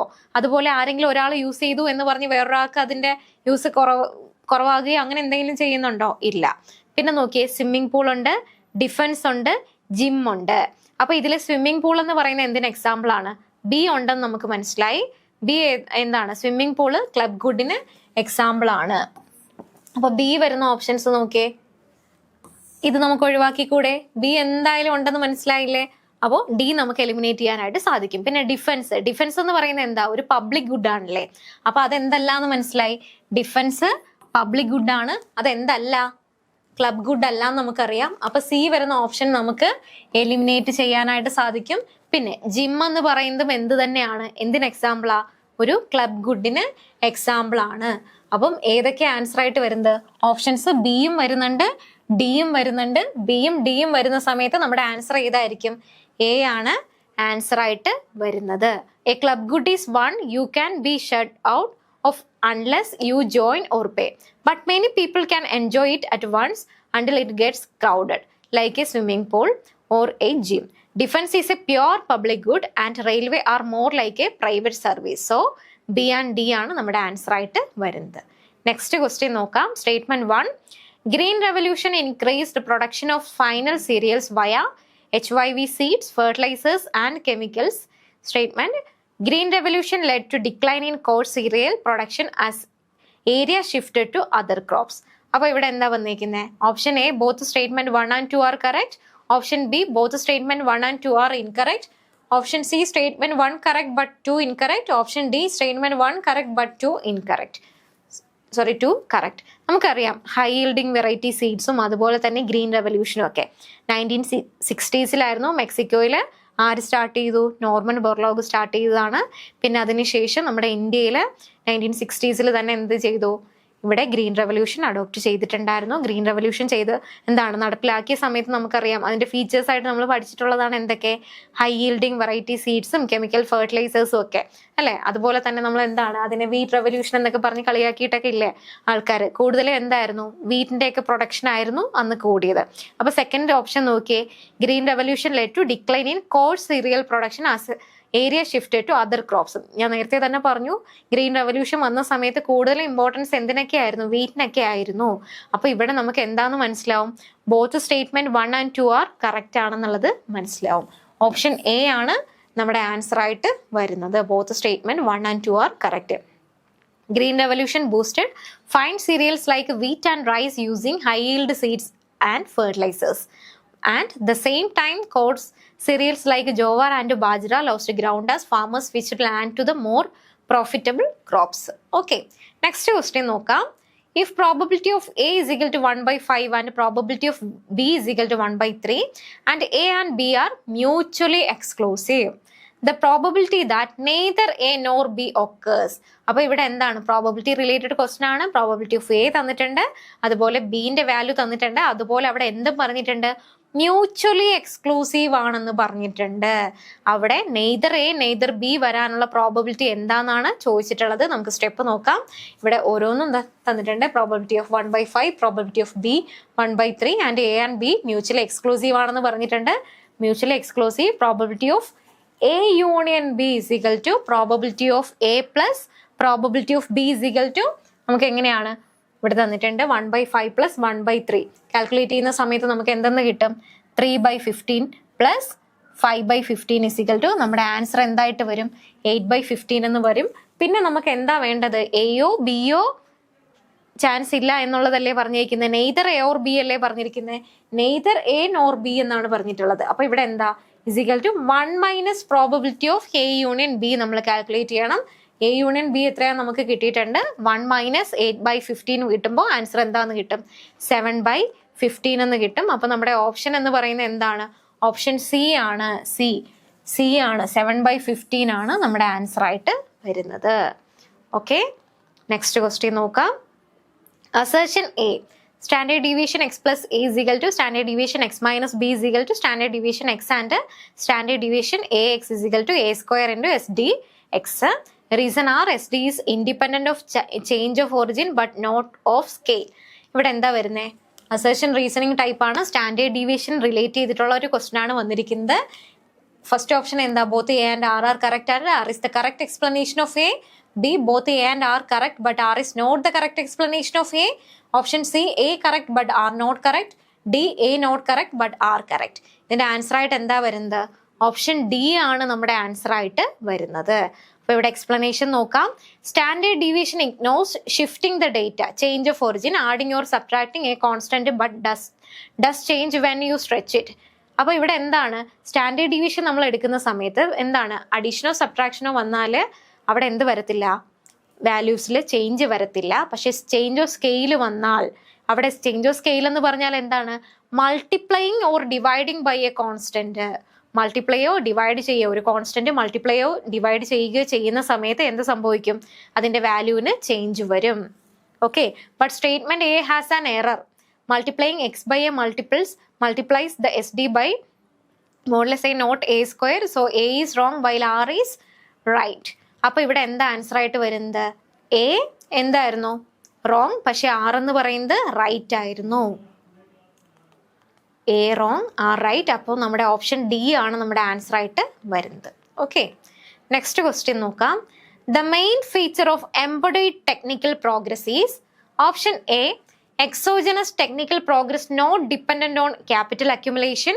Option B, technical improvement that can only be introduced into the productive system by new investment. Option C, lopsided productivity increase. Option D, dependent on government support. അപ്പോൾ ഇവിടെ എന്താ പറഞ്ഞിരിക്കുന്നത്? നമുക്ക് ഡയറക്റ്റ് ക്വസ്റ്റ്യൻ തന്നെയാണ്. Embodied technical പ്രോഗ്രസിനെ കുറിച്ചിട്ടാണ് ചോദിച്ചിരിക്കുന്നത്. നമുക്കറിയാം എംബോഡീഡും ഡിസംബഡീഡും technical progress ഒക്കെ എന്താണെന്ന് അറിയാം. എംബോഡീഡ് എന്ന് പറയുമ്പോഴത്തേക്കും എന്താണ്? വിത്തിൻ ദ സിസ്റ്റം തന്നെയല്ലേ വരുന്നത്. നമ്മൾ ഇവിടെ നോക്കാം ഓപ്ഷൻസ് ഏതായിരിക്കും വരുന്നത്. Exogenous technical progress not dependent on capital accumulation. Embodied എന്ന് പറയുമ്പോൾ എക്സോജനസ് ആണോ? അല്ല. പിന്നെ അടുത്ത് നോക്കിയേ, technical improvement that can only be introduced in the productive system by new investment.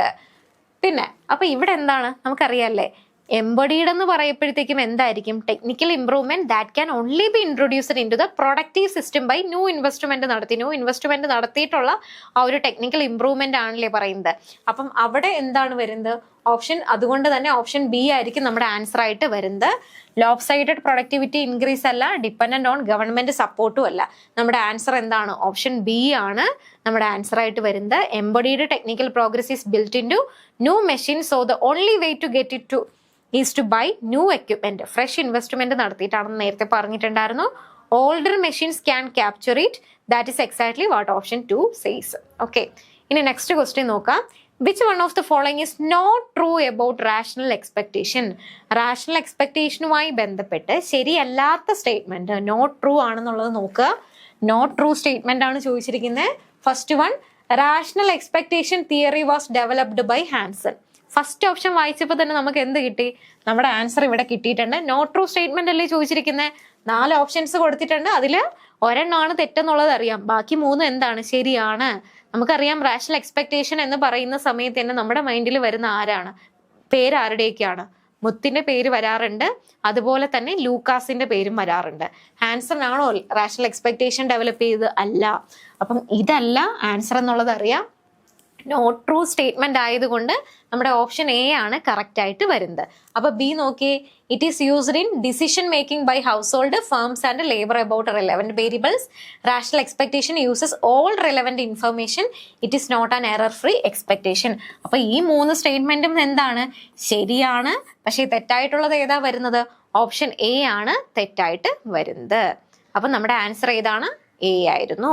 Rational expectation theory came from John Muth and was popularised by Robert Lucas, not Hansen. So the statement crediting Hansen is the wrong one. Okay, ബാക്കി 3 ശരി തന്നെയാണ്. ഇവിടെ നോക്കുക. ഇനി next question നോക്കാം. Identify the correct statement regarding MGNREGS. Okay, Mahatma Gandhi national rural employment guarantee സ്കീമിനെ കുറിച്ചിട്ടുള്ള ഒരു ക്വസ്റ്റൻ ആണ് ഇവിടെ വന്നിരിക്കുന്നത്. അപ്പോൾ ഇവിടെ കുറച്ച് സ്റ്റേറ്റ്മെന്റുകൾ തന്നിട്ടുണ്ട്. ഇതിലെ കറക്റ്റ് സ്റ്റേറ്റ്മെന്റ് ആണ് നമ്മൾ ഐഡന്റിഫൈ ചെയ്യേണ്ടത്. Option A, NAC national advisory council draft envisaged legal guarantee to every rural household for 120 days of casual manual work. Option B, 90% of the cost of employment provided is borne by the sender. Option C, in the first phase, 150 most backward districts were covered. D, from 2nd October 2010, NREGS was renamed MGNREGS. Okay, അപ്പൊ ഇവിടെ എന്താ answer ആയിട്ട് വരുന്നത്? Correct statement ആണ് നമ്മളോട് ചോദിച്ചിരിക്കുന്നത്. അപ്പം Mahatma Gandhi national rural employment guarantee scheme എന്ന് പറയുമ്പോൾ തന്നെ അറിയാം നമുക്ക് അവിടെ എത്ര ദിവസത്തെ എന്താണ് ഗ്യാരണ്ടി ആണ് കൊടുത്തിരിക്കുന്നത്, എത്ര ദിവസം നമുക്ക് ജോലി കിട്ടും എന്നുള്ളത് ഗ്യാരണ്ടി ചെയ്യുന്നുണ്ട്. 100 days ആണ്, എന്തല്ല 120 days അല്ല. അപ്പൊ തന്നെ നമുക്ക് എന്തായി മനസ്സിലായി? ഫസ്റ്റ് സ്റ്റേറ്റ്മെന്റ് റോങ് ആണെന്നുള്ളത് മനസ്സിലായി. പിന്നെ സെക്കൻഡ് നോക്കാം, 90% of the cost of employment provides is burn by the centre. നമ്മുടെ ആൻസർ എന്താ വരുന്നത്? 90% ആര് തന്നെയാണ്? സെൻഡർ ആണ് ബേൺ ചെയ്യുന്നത്. അതിൻ്റെ ആ ഒരു കോസ്റ്റ് ബേൺ ചെയ്യുന്നത്. പിന്നെ സെക്കൻഡ് സി ഓപ്ഷൻ നോക്കിയേ. In the first phase 150 most backward district were covered. First ഫേസിൽ 150 അല്ല കവർ ചെയ്തിരുന്നത്, എത്രയായിരുന്നു? 200 ആയിരുന്നു കവർ ചെയ്തിരുന്നത്. പിന്നെ നോക്കുക, ഫ്രം 2 ഒക്ടോബർ 2010 എന്തായി? MGNREGS ആയി എന്ന് പറയുന്നുണ്ട്. പക്ഷെ അല്ല, 2000 വരുന്നത്. എന്താണ്? 2009 റീനെയിം ചെയ്യുന്നത്, 2010 okay. Under MGNREGS the center pays 90% of the cost of providing work. That is the correct statement. The others have errors. The guarantee is 100 days, not 120 days. The first phase was covered 200 district, not 150, and the scheme was renamed in 2009, not 2010. Okay. Next question നോക്കാം. വീണ്ടും ഒരു match the following question വന്നിരിക്കുകയാണ്. ഇവിടെ നോക്കാം. Match list 1 with list 2. 1ൽ എന്താ വരുന്നത്? Option A neo Chamberlinian model, option B neo Hotelling model, option C Brander Krugman model, option D neo Heckscher Ohlin model. ഇവിടെ ലിസ്റ്റ് 2ലെ ഓപ്ഷൻസ് തന്നിട്ടുണ്ട്. Option 1 horizontal differentiation, option 2 vertical differentiation, option 3 product differentiation, option 4 reciprocal dumping. ഇതിന്റെ answer എന്തായിരിക്കും വരുന്നത്? Answer option D ആണ്.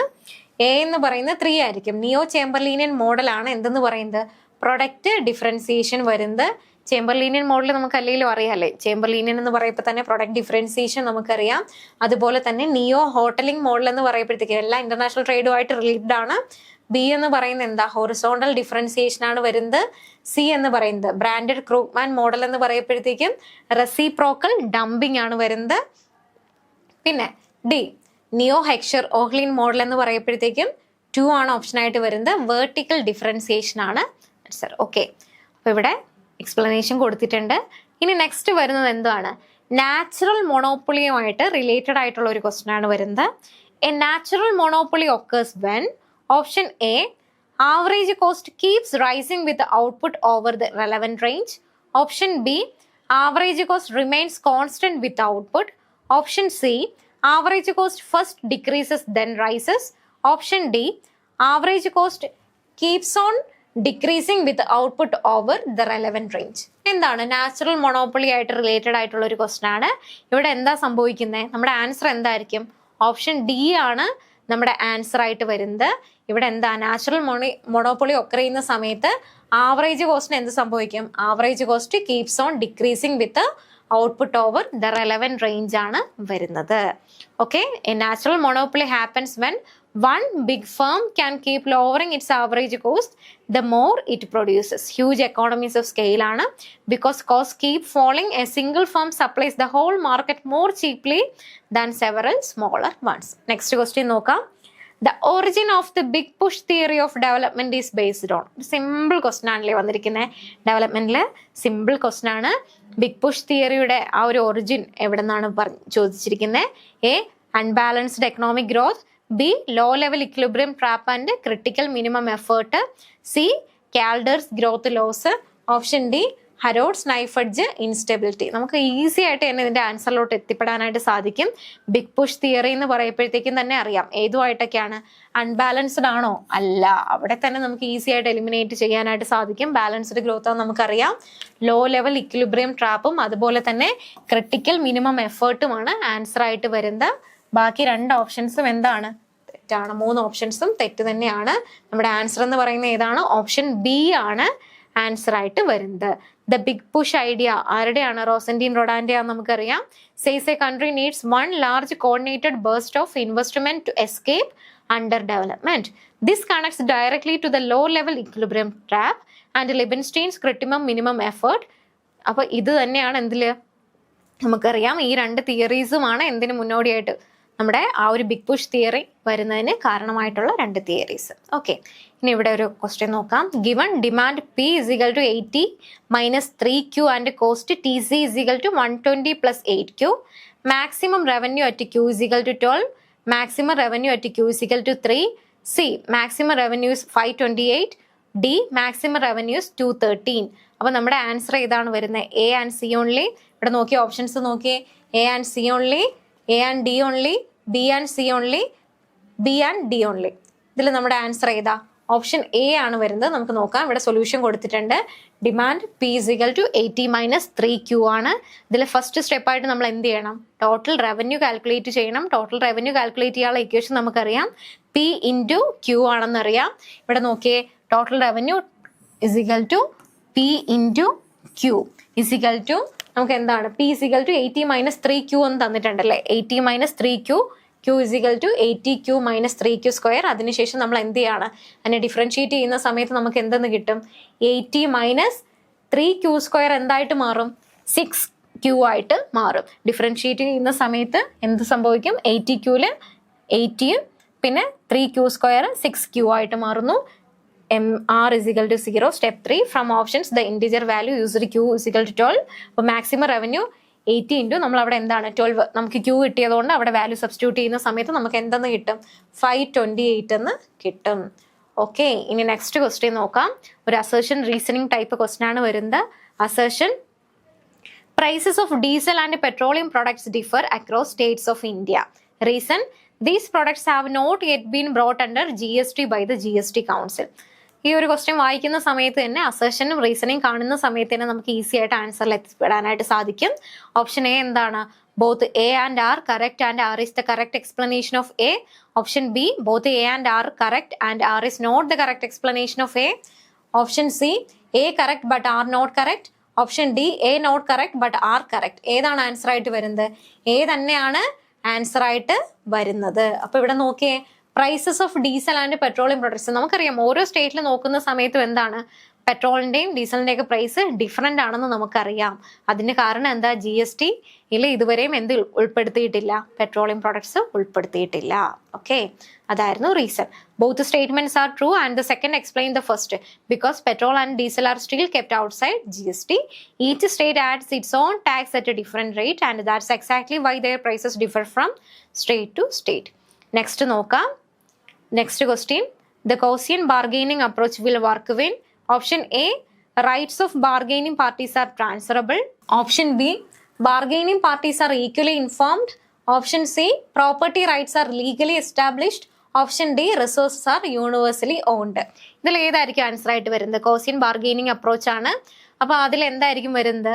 നമ്മൾ പഠിക്കുന്ന സമയത്ത് ഈ ഒരു 2 പോയിന്റ്സ് മെയിൻ ആയിട്ടും പറഞ്ഞു തന്നെയാണ് പഠിക്കുന്നത്. എന്തൊക്കെയാണ്?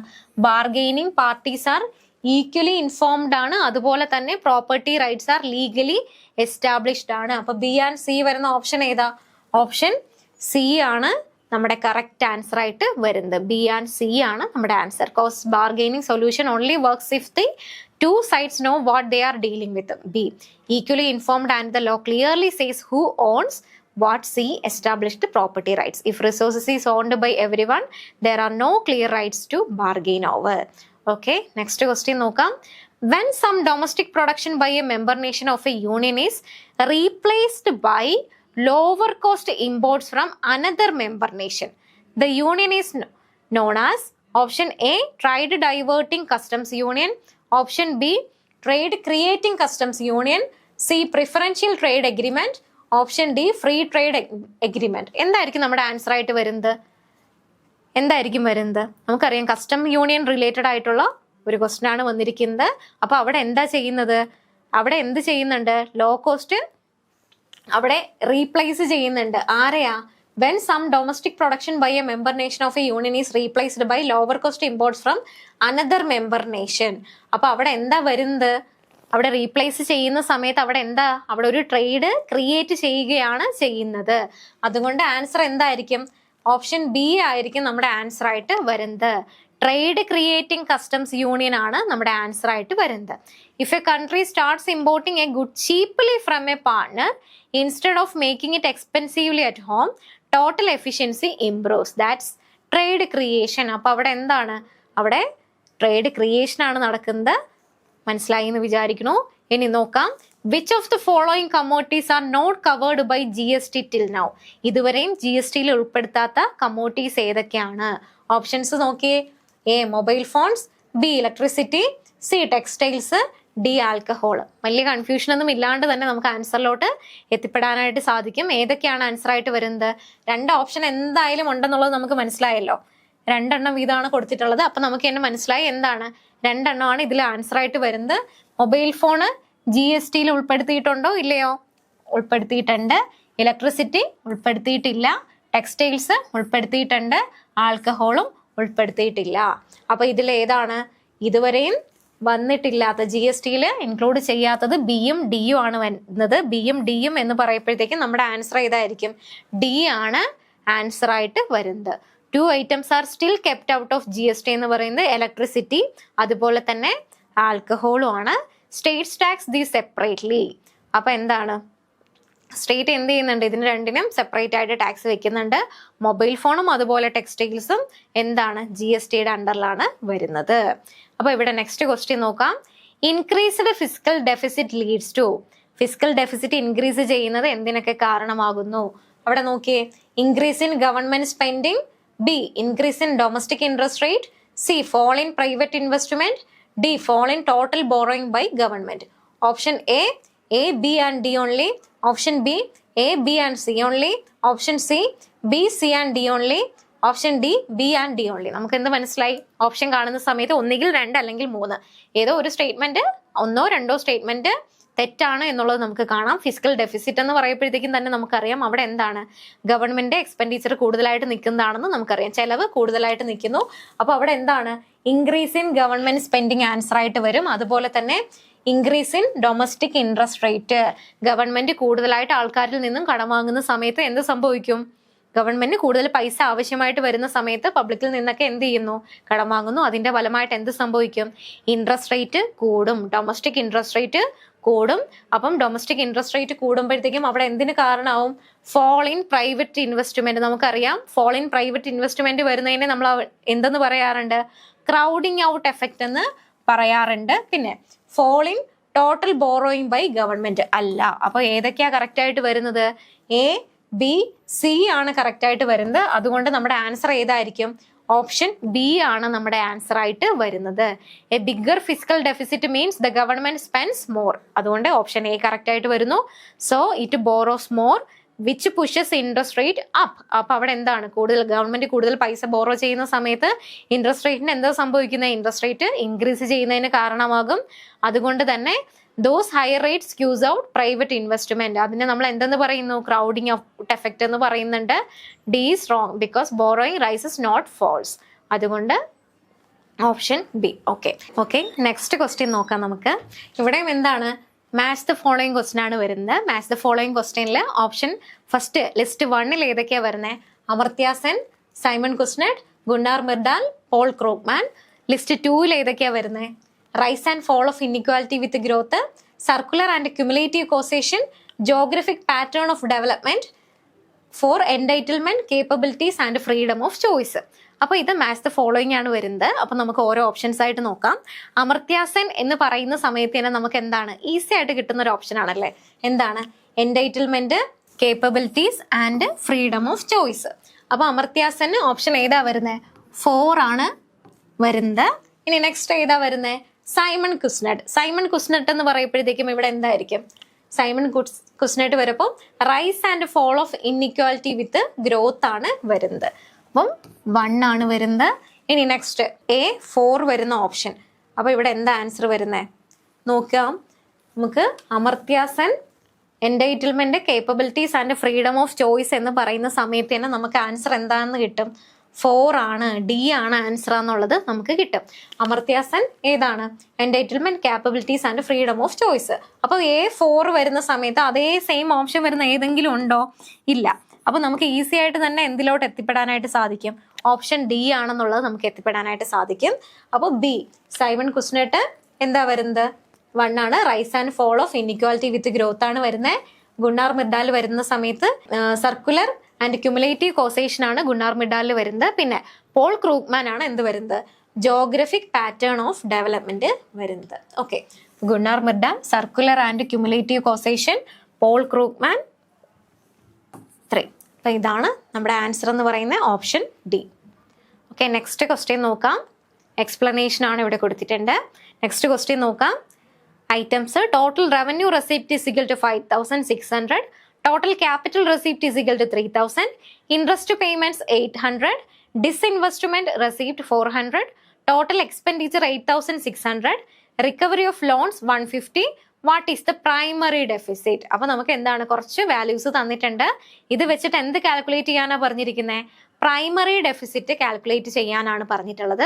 പ്രൈമറി ഡെഫിസിറ്റ് കാൽക്കുലേറ്റ് ചെയ്യണമെന്നുണ്ടെങ്കിൽ നമ്മൾ ആദ്യം എന്ത് കാൽക്കുലേറ്റ് ചെയ്യണം? എന്ത് കണ്ടുപിടിക്കണം? ഫിസിക്കൽ ഡെഫിസിറ്റ് കണ്ടുപിടിച്ചാലേ എന്ത് കണ്ടുപിടിക്കാനായിട്ട് പറ്റത്തുള്ളൂ? പ്രൈമറി ഡെഫിസിറ്റ് കാൽക്കുലേറ്റ് ചെയ്യാനായിട്ട് സാധിക്കത്തുള്ളൂ. അപ്പൊ നമുക്ക് ഇവിടെ ഓരോന്നായിട്ട് നോക്കാം. Revenue receipt is equal to 5,600, capital receipt 3,000, interest 800, disinvestment 400, total expenditure 8,600, recovery of loans 150. ഇത്രയും നമുക്ക് തന്നിട്ടുണ്ട്. സ്റ്റെപ്പ് 1 ആയിട്ട് നമ്മൾ എന്താ ചെയ്യേണ്ടത്?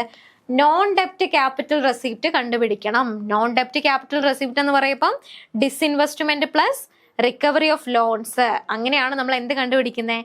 നോൺ ഡെപ്റ്റ് ക്യാപിറ്റൽ റെസിപ്റ്റ് കാൽക്കുലേറ്റ് ചെയ്യുന്നത്. ഡിസ്ഇൻവെസ്റ്റ്മെന്റ് ഇവിടെ എത്രയാണ് തന്നിട്ടുണ്ട്? ഡിസ്ഇൻവെസ്റ്റ്മെന്റ് 400 ആണ് തന്നിട്ടുണ്ട്. അതുപോലെ തന്നെ റിക്കവറി ഓഫ് ലോൺസ് 150 ആണെന്നും കിട്ടിയിട്ടുണ്ട്.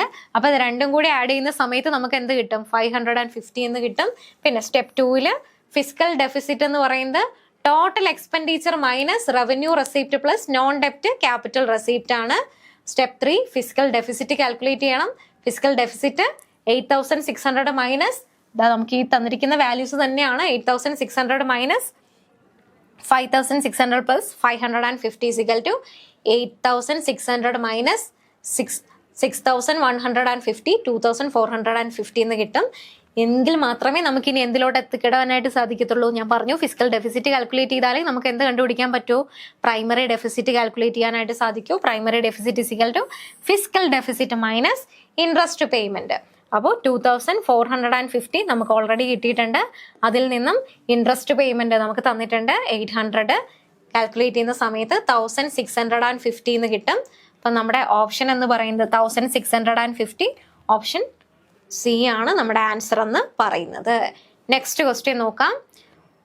Which is true for the phenomenon of liquidity trap? Liquidity ട്രാപ്പുമായിട്ട് റിലേറ്റ് ചെയ്തിട്ടുള്ള ക്വസ്റ്റ്യൻ ആണ്. 4 ഓപ്ഷൻസ് തന്നിട്ടുണ്ട്. ഒന്നിന് നമ്മൾ സെലക്ട് ചെയ്യണം. ഇവിടെ നോക്കിയേ, entire additional money supply spend on buying bonds, option 1. Second one, level of rate of interest is very high. 3, entire additional money supplies held by the public as idle cash balance. Fourth one, interest rate will decrease from the point of liquidity trap. ഇതിന്റെ answer എന്താ വരുന്നത്? Liquidity trap അറിയാമെന്നുണ്ടെങ്കിൽ easy ആയിട്ട് നമുക്ക് ആൻസറിലോട്ട് എത്തിച്ചേരാനായിട്ട് സാധിക്കും. C, entire additional money supply എന്ന് പറയുന്നത് held by the public as idle cash balance. Liquidity trap വരുന്ന സമയത്ത് നമുക്കറിയാം എന്ത് ചെയ്യാണ്, ഇൻട്രസ്റ്റ് റേറ്റ് ഭയങ്കരമായിട്ട് കുറയാണ്. ഇതിൻ്റെ അപ്പുറം ഇനി ഒരു ലെവലിലോട്ട് ഇൻട്രസ്റ്റ് റേറ്റ് കുറയത്തില്ല എന്നുള്ളത് ആൾക്കാർക്ക് അറിയാം. അതുകൊണ്ട് തന്നെ അവരെന്ത് ചെയ്യും? ഇനി ലിക്വിഡിറ്റി ട്രാപ്പ് ഇവിടെ നോക്കിയ എക്സ്പ്ലനേഷൻ കൊടുത്തിട്ടുണ്ട്. Interest rate are already so low that people just sit on any extra money as idle cash instead of buying bonds. എന്താണ്, ഇൻട്രസ്റ്റ് റേറ്റ് ഭയങ്കരമായിട്ട് കുറഞ്ഞിരിക്കുന്നു. ഇതിനപ്പുറം ഇനി കുറയത്തില്ല. ഇനി എന്ത് ചെയ്യാനേ ചാൻസ് ഉള്ളൂ? ഇൻട്രസ്റ്റ് റേറ്റ് കൂടുകയേ ചെയ്യൂ എന്നുള്ളത് അറിയാം. അതുകൊണ്ട് തന്നെ ആൾക്കാർ എന്ത് ചെയ്യും? അവരെന്താ ചെയ്യുന്നത്? ബോണ്ട് വാങ്ങാണ്ട് ക്യാഷ്, എക്സ്ട്രാ ആയിട്ടുള്ള ക്യാഷ് എന്ത് ചെയ്യും? അങ്ങനെ തന്നെ വയ്ക്കും. Because the new money is in spend on lend, printing more does nothing, monetary policy stops working. അപ്പോൾ അതുകൊണ്ട് ഓപ്ഷൻ 3 ആണ് ആൻസർ ആയിട്ട് വരുന്നത്. നെക്സ്റ്റ് ക്വസ്റ്റ്യൻ നോക്കാം. SEBI advisory body, GST council statutory body, NITI Aayog advisory body, RBI statutory body. ഇതിൽ 2 എണ്ണം നമ്മൾ ശരിയായിട്ടുള്ളതുണ്ട്, 2 എണ്ണം തെറ്റാണ്. അപ്പോൾ ശരിയായിട്ടുള്ള 2 എണ്ണം ഏതാണ് എന്നുള്ളതാണ് നമ്മൾ തിരിച്ചറിയേണ്ടത്. അപ്പോൾ ഇവിടെ നോക്കിയേ, ആൻസർ എന്താ വരുന്നത്? ആൻസർ ഓപ്ഷൻ ഡി ആണ് വരുന്നത്. ഇതിൽ ഏതൊക്കെയാ റൈറ്റ് ആയിട്ട് വരുന്നത്? സിയും ഡിയുമാണ് കറക്റ്റ്. സെബി ഒരു അഡ്വൈസറി ബോഡി ആണോ? അല്ല, അഡ്വൈസറി ബോഡി അല്ല എന്നുള്ളത് നമുക്കറിയാം. GST കൗൺസിലും സ്റ്റാറ്റ്യൂട്ടറി ബോഡി അല്ല എന്നറിയാം. നീതി ആയോഗോ അഡ്വൈസറി ബോഡിയാണ്. നമ്മൾ എന്താണ് ചെറിയ ക്ലാസ്സിലെ തന്നെ പഠിക്കുന്നതാണ്. നീതി ആയോഗ് ഒരു അഡ്വൈസറി ബോഡിയാണെന്നുള്ളത്. RBI സ്റ്റാറ്റ്യൂട്ടറി ബോഡിയുമാണ്. അതിന്റെ എക്സ്പ്ലനേഷൻ നോക്കാം. NITI Aayog only advises it has no statutory powers. എന്താണ്? നീതി ആയോഗിന് സ്റ്റാറ്റ്യൂട്ടറി പവേഴ്സ് ഒന്നും തന്നെ ഇല്ല. അതുകൊണ്ട് സി എന്ന് പറയുന്ന കറക്റ്റ് ആണ്. അതുപോലെ RBI was created by a law. RBI act പ്രകാരമാണ് making it a statutory body. So ഡിയും എന്താണ്? കറക്റ്റ് ആണ്. സെബി എന്ന് പറയുന്നത് എന്താണ്? സ്റ്റാറ്റ്യൂട്ടറി ആണ്. അതെന്തല്ല? സെബി എന്ന് പറയുന്ന ഒരു സ്റ്റാറ്റ്യൂട്ടറി ബോഡിയാണ്, അഡ്വൈസറി ബോഡി അല്ല. അതുകൊണ്ട് എ റോങ് ആണ്. The head count index of poverty measurement is based on option A, the number of people who fall below the poverty line. Option 2, the proportionate gap between average income below the poverty line and the poverty line. Option 3, the bottom billion. Option 4, the vertical inequality of income. Answer ഏതാ വരുന്നത്? Option A ആണ് answer ആയിട്ട് വരുന്നത്. നമുക്കറിയാം head count ratio, തലയെണ്ണൽ അനുപാതം എന്നൊക്കെ പറയാറുണ്ടല്ലേ. അവിടെ എന്താ പറയുന്നത്? പോവേർട്ടി ലൈനിന് താഴെ വരുന്ന ആൾക്കാരുടെ എണ്ണം അല്ലേ പറയുന്നത്, ഹെഡ് കൗണ്ട് റേഷ്യോയിൽ പറയുന്നത്. അപ്പൊ ഇവിടെ നോക്കിയേ, the number of people who fall below the poverty ലൈനെയാണ് എന്തെന്ന് പറയുന്നത്? ഹെഡ് കൗണ്ട് ഇൻഡെക്സ് എന്ന് പറയുന്നത്. എക്സ്പ്ലനേഷൻ നോക്കാം. The head count index simply counts how many people fall below the poverty line. എത്രത്തോളം ആൾക്കാർ പോവേർട്ടി ലൈന് താഴെ വരുന്നുണ്ട് എന്നുള്ളതാണ് പറയുന്നത്. A basic head count. Measuring how far below the line they or is a different measure. Okay, ഇനി next question നോക്കാം. Which is not correct about the rural infrastructure development fund. RIDF കുറിച്ചിട്ടുള്ളതാണ്. RIDF ആയിട്ട് നോക്കുമ്പോൾ correct അല്ലാത്ത, not correct statement ആണ് ചോദിച്ചിരിക്കുന്നത്.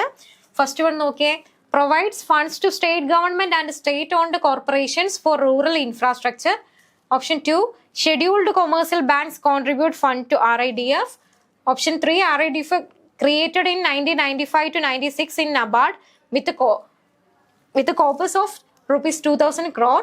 4, RIDF is now merged with the Kisan Credit Card. അപ്പോൾ ഇതിൽ true statement അല്ലാത്തത് ഏതാണ്? നമുക്കറിയാം ഓപ്ഷൻ 4 ആണ് ട്രൂ സ്റ്റേറ്റ്മെന്റ് അല്ലാത്തത്. RIDF എന്തുമായിട്ട് മെർജ് ചെയ്തിട്ടില്ല? കിസാൻ ക്രെഡിറ്റ് കാർഡുമായിട്ട് മെർജ് ചെയ്തിട്ടില്ല. ഓപ്ഷൻ ഡി ആണ് ആൻസർ. അപ്പം ഫസ്റ്റ് 3 ഓപ്ഷൻസ് എന്താണ്? കറക്റ്റ് ആണ്. നിങ്ങൾ എന്ത് ചെയ്യുക? നെറ്റിന്റെ ഒരു ക്വസ്റ്റ്യൻ പഠിക്കുന്ന സമയത്ത് ഈ ഒരു ഓപ്ഷൻസും കൂടി, തെറ്റായിട്ടുള്ളതോ ശരിയായിട്ടുള്ളതോ ഉണ്ടെന്നുണ്ടെങ്കിൽ ഓപ്ഷൻസും കൂടി എപ്പോഴും പഠിക്കാനായിട്ട് ശ്രമിക്കുക. കാരണം എന്താന്ന് വെച്ചാൽ ചില വർഷത്തെ ക്വസ്റ്റ്യൻ നോക്കുന്ന സമയത്ത് ഈ ശരിയായിട്ടുള്ള സ്റ്റേറ്റ്മെന്റിനെ എടുത്ത് അവരെന്താക്കും? ക്വസ്റ്റ്യൻ ആയിട്ടും ഈ ക്വസ്റ്റ്യനെ എടുത്ത് ഓപ്ഷനായിട്ടും ശരിയായിട്ടുള്ള ആൻസർ ആയിട്ടും വരുന്ന രീതിയിൽ. അതായത് മനസ്സിലാക്കുക, നമുക്കിപ്പോൾ ഒരു ക്വസ്റ്റ്യൻ ഉണ്ടെങ്കിൽ അതിൽ ഇവിടെ എന്താണ് മനസ്സിലായത്? 3 ശരിയായ ഓപ്ഷൻസും ഉണ്ട്, ഒരു തെറ്റായ ഓപ്ഷനും ഉണ്ട്. ചില സമയത്ത് അവർ ഈ ക്വസ്റ്റ്യനെ തന്നെ എന്ത് ചെയ്യും? മാറ്റി ഓപ്ഷൻ എന്തായിട്ട് വരുന്ന രീതിയിൽ, നമ്മുടെ ക്വസ്റ്റ്യൻ തന്നെ ആൻസർ ആയിട്ടും ഓപ്ഷൻസ് ക്വസ്റ്റ്യൻ ആയിട്ടും വരുന്ന രീതിയിൽ ഒരുപാട് ക്വസ്റ്റ്യൻസ് നമ്മൾ നോക്കുന്ന സമയത്ത് മനസ്സിലാവും. അതുകൊണ്ട് ഒരു ക്വസ്റ്റ്യൻ കിട്ടുന്ന സമയത്ത് അതിൻ്റെ ഓപ്ഷൻസും നല്ല രീതിയിൽ പഠിക്കാനായിട്ട് ശ്രമിക്കുക. ഓക്കെ, ഇനി നെക്സ്റ്റ് ക്വസ്റ്റ്യൻ നോക്കാം. The chronological development of economic growth theory. Option A, Harrod Domar growth model. Option B, Solow's neoclassical growth model. Option C, endogenous growth theory. Option D, Adam Smith division of labour and increasing returns. അപ്പോൾ ഈ ഒരു option നോക്കുന്ന സമയത്ത് തന്നെ അറിയാം, നമുക്ക് first chronological development ആണ് വന്ന ഓർഡറിൽ നമ്മൾ പറയണോ അല്ലേ. ആദ്യം വന്നത് ഏതായിരിക്കും? ഡൗട്ടൊന്നും ഇല്ലാണ്ട് തന്നെ നമുക്ക് പറയാനായിട്ട് സാധിക്കും. ഏതായിരിക്കും വരുന്നത്? ആഡം സ്മിത്തിന്റെ division of labour and increasing returns ആയിരിക്കും. അപ്പോൾ ഫസ്റ്റ് ഓപ്ഷൻ വരുന്ന ഡി ആയിരിക്കും. അപ്പോൾ നമുക്ക് 4 എലിമിനേറ്റ് ചെയ്യാനായിട്ട് സാധിക്കും. പിന്നെ അതിനുശേഷം ഏതാ വരുന്നത്? അതിനുശേഷം എ ആണ്, ഹരോഡോമർ ഗ്രോത്ത് മോഡലാണ് വരുന്നത്. ഹരോഡോമറിന്റെ ഗ്രോത്ത് മോഡൽ വന്ന് അതിന്റെ ക്രിറ്റിസിസം ആയിട്ടൊക്കെയാണ് എന്ത് പറയുന്നത്? സോളോ മോഡൽ വരുന്നത്. അതിനും ശേഷമാണ് എന്ത് വരുന്നത്? എൻഡോജനസ് ഗ്രോത്ത് മോഡൽസ് വരുന്നത്. ആഡം സ്മിത്തിന്റെ 1776 ആണ്, ഹരോഡോമർ മോഡൽ 1940s വരുന്നത്, സോളോ 1956, എൻഡോജനസ് ഗ്രോത്ത് 1980s. അപ്പം ഈ ഒരു രീതിയിലാണ് ഓർഡർ പോകുന്നത്. നെക്സ്റ്റ് ക്വസ്റ്റ്യൻ നോക്കാം. Welfare criterion based on compensation payment is known as. Compensation payment എന്ന് പറയുമ്പോൾ തന്നെ നമുക്ക് ഈസി ആയിട്ട് ആൻസർ കിട്ടുമല്ലോ. ഒരു സിമ്പിൾ ക്വസ്റ്റ്യൻ ആണ് വന്നിരിക്കുന്നത്. അപ്പോൾ welfare criterion based on compensation payment. Option 1, Dalton Friedman compensation criterion. Option 2, Amartya Sen compensation criterion. Option 3, Pareto Bains compensation criterion. Option D, Kaldor Hicks compensation criterion. നമ്മുടെ ആൻസർ ഏതാ വരുന്നത്? കോമ്പൻസേഷൻ പേയ്മെന്റ് എന്ന് പറയുമ്പോൾ തന്നെ നമുക്ക് ആൻസർ പെട്ടെന്ന് തന്നെ എത്തിപ്പെടാനായിട്ട് സാധിക്കും. ഏതാണ്? 4 ആണ്, കാൽഡർ ഹിക്സ് ക്രൈറ്റീരിയൻ. അപ്പോൾ ഓപ്ഷൻ ഡി ആയിട്ടാണ് വരുന്നത്. Kaldor-Hicks compensation criteria. The idea that a change is good if the winners could fully compensate the losses and still come out ahead is the Kaldor-Hicks compensation criteria. Next question നോക്കാം. For the economy, C is equal to 100 plus 0.75 YD, G is equal to 40, I is equal to 60, T is equal to 0.2. The equilibrium level of income is, നമ്മൾ എന്താ നമുക്ക് solution ഇവിടെ കൊടുത്തിട്ടുണ്ട് നോക്കാം. Equilibrium level of income given C is equal to 100 plus 0.75 by D, G is equal to, question ആണ്. Step 1 നമ്മൾ എന്താ ചെയ്യേണ്ടത്? Y is equal to C plus I plus G ആണ്. ഇവിടെ Y നമുക്ക് 100 plus 0.7 ആ ഒരു വാല്യൂസ് സബ്സ്റ്റിറ്റ്യൂട്ട് ചെയ്യുക. സ്റ്റെപ്പ് 1 സ്റ്റെപ്പ് 2 എല്ലാം ഇവിടെ കൊടുത്തിട്ടുണ്ട്. അപ്പം ഫൈനലി നമുക്ക് എന്ത് കിട്ടും? ആൻസർ 500 എന്ന് ആൻസർ കിട്ടും. ഓക്കെ, 500 വരുന്നത് ഓപ്ഷൻ 2 ബി ആണ് നമുക്ക് ആൻസർ ആയിട്ട് വരുന്നത്. Okay, next question. Which of the following is not a function of SEBI? സെബിയുടെ ഫംഗ്ഷൻ അല്ലാത്തത് എന്താണ്? Option 1 prohibiting insider trading in securities.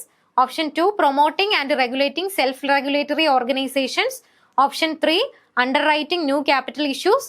Option 4 regulating portfolio managers. അപ്പോൾ കറക്റ്റ് ആൻസർ എന്താ? സെബി എന്ന് പറയുമ്പോൾ തന്നെ നമ്മൾ ഫംഗ്ഷൻസ് എല്ലാം നമുക്കറിയാം. അതിൽ എന്താണ് സെബിയുടെ ഫംഗ്ഷനായിട്ട് വരാത്തത്? അണ്ടർ റൈറ്റിംഗ് എന്ന് പറയുന്നത്, under writing of new capital issues ഒരിക്കലും ആരുടെ ഫംഗ്ഷൻ അല്ല? സെബിയുടെ ഫംഗ്ഷൻ അല്ല. അതുകൊണ്ട് ഈസി ആയിട്ട് തന്നെ നമുക്ക് ആൻസർ സിയിലോട്ട് എത്തിപ്പെടാനായിട്ട് സാധിക്കും. സെബി എന്ന് പറയുന്നത് എന്താണ്? ഒരു റെഗുലേറ്റർ ആണ്. ഓക്കെ, ഇവിടെ എക്സ്പ്ലനേഷൻ കൊടുത്തിട്ടുണ്ട്, നോക്കിയാൽ മതി. നെക്സ്റ്റ് ക്വസ്റ്റ്യൻ നോക്കാം. Among the following types of treasury bills options identify the correct ones. A adjusted price option. Option B uniform price option. Option C multiple price option. Option D readjusted price option. അപ്പോൾ ഇതിൽ ഏതാ answer ആയിട്ട് വരുന്നത്? Treasury bills ഓപ്ഷൻസിൽ correct ones ഏതാണെന്നാണ് ചോദിച്ചിരിക്കുന്നത്. Treasury bills options നോക്കുന്ന സമയത്ത് കറക്റ്റ് ഓപ്ഷൻസ് ഏതായിരിക്കും? ബി ആണ് ആൻസർ ആയിട്ട് വരുന്നത്. ബിയും സിയും, യൂണിഫോം പ്രൈസ് ഓപ്ഷനും അതുപോലെ തന്നെ മൾട്ടിപ്പിൾ പ്രൈസ് ഓപ്ഷനുമാണ് നമുക്ക് കറക്റ്റ് ആൻസർ ആയിട്ട് വരുന്നത്. Treasury bills are sold by 2 real auction methods. Uniform price auction every pays the same cut off പ്രൈസും. Multiple price auction each pays their own ബിഡും ആണ് വരുന്നത്. Okay, next question. Assertion deficit spending leads to crowding out of private investment. Option reason when government finances its deficit by borrowing from the market bond prices go up and the rate of interest falls. ഇതിന്റെ answer എന്തായിരിക്കും വരുന്നത്? Assertion reasoning type question ആണ് നിൽക്കുന്നത്. ഇതിന്റെ ഓപ്ഷൻസും കൊടുത്തിട്ടുണ്ട്. Answer ആയിട്ട് വരുന്നത് ഏതാണ്? സി ആണ് വരുന്നത്. നമുക്കറിയാം നേരത്തെ സെയിം ക്വസ്റ്റ്യൻ നമ്മൾ എന്താണ് ഡെഫിസിറ്റ് ഫിനാൻസിന്റെ ഒരു ക്വസ്റ്റ്യൻ നോക്കിയിട്ടുണ്ടായിരുന്നു. അതുകൊണ്ട് 6 റൈറ്റ് ആണെന്നുള്ളത് നമുക്കറിയാം. പക്ഷേ എ കറക്റ്റ് ആണെന്നുള്ളത് അറിയാം. പക്ഷെ 6 എന്ന് പറയുന്നത് എന്തല്ല? കറക്റ്റ് അല്ല. നോക്കിയാൽ മതി. When government finances deficit by borrowing from the market bond prices go up and the rate of interest falls. തെറ്റാണ് വരുന്നതല്ലേ? ഓക്കെ, നമുക്കറിയാം നേരത്തെ ക്വസ്റ്റ്യനും ഇതും ഒരുപാട് സിമിലർ ആയിട്ടാണ് വന്നിരിക്കുന്നത്. ആൻസറിൽ ഈസി ആയിട്ട് എത്തിപ്പെടാനായിട്ട് സാധിക്കും. നെക്സ്റ്റ് ക്വസ്റ്റ്യൻ എന്താ? മാച്ച് ലിസ്റ്റ് 1 വിത്ത് ലിസ്റ്റ് 2 ആണ്. അപ്പോൾ ഇവിടെ നോക്കുക. Option A Q theory. Option B Phillips curve. Option C Okun's law. Option D liquidity trap. List 2 എന്തൊക്കെയാ വന്നിരിക്കുന്നത്? Unemployment and inflation. 2 unemployment and output. 3 investment. 4 demand for money and interest rate. നമ്മുടെ answer എന്താ വരുന്നത്? Answer option A ആണ് വരുന്നത്. A for എന്താണ്? A Q theory എന്ന് പറയുന്നത് എന്താ? ക്യൂ തിയറി ഇൻവെസ്റ്റ്മെന്റ് റിലേറ്റഡ് ആണ്. നമ്മൾ മാക്രോ എക്കണോമിക്സിൽ ഇൻവെസ്റ്റ്മെന്റ് വരുന്ന സമയത്താണ് ക്യൂ തിയറി ഓഫ് ഇൻവെസ്റ്റ്മെന്റ് എന്ന് പറഞ്ഞ് തന്നെയാണ് പഠിക്കുന്നത്. പിന്നെ ഫിലിപ്സ് കർവ് വരുന്ന സമയത്തോ? ഫിലിപ്സ് കർവ് എന്ന് പറയുന്നത് അൺഎംപ്ലോയ്മെന്റ് ആൻഡ് ഇൻഫ്ലേഷൻ റേറ്റ് ആണ്. നമ്മൾ ഒരു ഇൻവേഴ്സ് റിലേഷൻഷിപ്പ് ആണ് പഠിക്കുന്നത് അല്ലേ ഫിലിപ്സ് കർവ് വരുന്ന സമയത്ത്. പിന്നെ സി 2 ആണ് വരുന്നത്. ഒക്കുൻസ് ലോ എന്ന് പറയുന്നത് എന്താ? ഒക്കുൻസ് ലോ എന്ന് പറയുന്നത് അൺഎംപ്ലോയ്മെന്റും ഔട്ട്പുട്ടും ആണ് വരുന്നത്. ഡി 4 ആണ്. Liquidity trap, demand for money and interest rate ആണ് കാണിക്കുന്നത്. ഓക്കെ, ഇതിന്റെ എക്സ്പ്ലനേഷൻ കൊടുത്തിട്ടുണ്ട്. ഇനി next question. As per Dalton's optimum population formula M is equal to A minus O by O. M is equal to degree of mal adjustment. A is equal to actual population. C is equal to optimum population. A country has optimum population if ഒരു country optimum പോപ്പുലേഷനിലാണെന്നുണ്ടെങ്കിൽ M is positive, 2 M is negative, M is 0 is 0. O is 0. അപ്പോൾ ഇതിൽ answer എന്താണ് വരുന്നത്? Option C ആണ് വരുന്നത്. M is 0 ആണ് answer ആയിട്ട് വരുന്നത്. Dalton formula compares actual population with ideal population ആണ്. When the country is at its ideal size a equals o, so the top of the fraction a minus o is 0, making m 0. m is equal to 0 means optimum. Positive m is equal to too many people, negative is equal to too few. അതുകൊണ്ട് option 3 ആണ് answer ആയിട്ട് വരുന്നത്. NSSO and CSO comes under. Next question ആണ്. NSSOയും CSOയും എന്തിന്റെ അണ്ടറിലാണ് വരുന്നത്? Option A ministry of home affairs, option 2 ministry of finance, option 3 ministry of industry and commerce, option 4 ministry of statistics and programme implementation MOSPI. അപ്പൊ ഏതാ? NSSOയും CSOയും എന്തിന്റെ അണ്ടറിലാണ് വരുന്നത്? നമുക്കറിയാം ministry of statistics and programme ഇംപ്ലിമെന്റേഷന്റെ അണ്ടറിലാണ്. അപ്പോൾ ഓപ്ഷൻ ഡി ആണ് ആൻസർ ആയിട്ട് വരുന്നത്. നമുക്കറിയാം 2019 എന്ത് ചെയ്തു? 2019 ഈ NSSOയും അതുപോലെ CSOയും മെർജ് ചെയ്തിട്ട് ഇപ്പൊ എന്താ ഉള്ളത്? NSO ആണുള്ളത്. എന്തിന്റെ അണ്ടറിലാ? Ministry of statistics and programme implementation MOSPIയുടെ അണ്ടറിലാണ് വരുന്നത്. ഓക്കെ, നെക്സ്റ്റ് ക്വസ്റ്റ്യൻ നോക്കാം. Choose the correct statement. Q theory states investment rises when assets are valuable relative to reproduction rate. Option B, under fixed exchange rate, fiscal expansion with a free capital mobility is completely ineffective. Option C, under investment tax credit, government pays part of cost of investment. Option D, under fixed exchange rate and perfect capital mobility, a country cannot pursue independent monetary policy. അപ്പൊ ഇതിന്റെ answer ഏതാണ് വരുന്നത്? അപ്പൊ ഇവിടെ എന്താ correct statement ഏതാണ് എന്ന് choose ചെയ്യാനായിട്ടാണ് ചോദിച്ചിരിക്കുന്നത്. കറക്റ്റ് സ്റ്റേറ്റ്മെന്റ് ഏതാ വരുന്നത്? സി ആണ് വരുന്നത്. സി എന്ന് പറയപ്പോഴത്തേക്കും ഏതാ? സി എന്ന് പറയുമ്പം A, C and D only. A correct ആണ്, C കറക്റ്റ് ആണ്, D കറക്റ്റ് ആണ്. അപ്പൊ B എന്ന് പറയുന്ന ഇവിടെ എന്താ വരുന്നത്? Under fixed exchange rate, fiscal expansion with free capital mobility is completely ineffective എന്ന് കൊടുത്തിരിക്കുന്ന ഓപ്ഷൻ ആണ് തെറ്റായിട്ട് വരുന്നത്. എക്സ്പ്ലനേഷൻ ഇവിടെ കൊടുത്തിട്ടുണ്ട്. നെക്സ്റ്റ് ക്വസ്റ്റ്യൻ നോക്കാം. Based on economic survey 2024-25, India's merchandise trade deficit widen due to.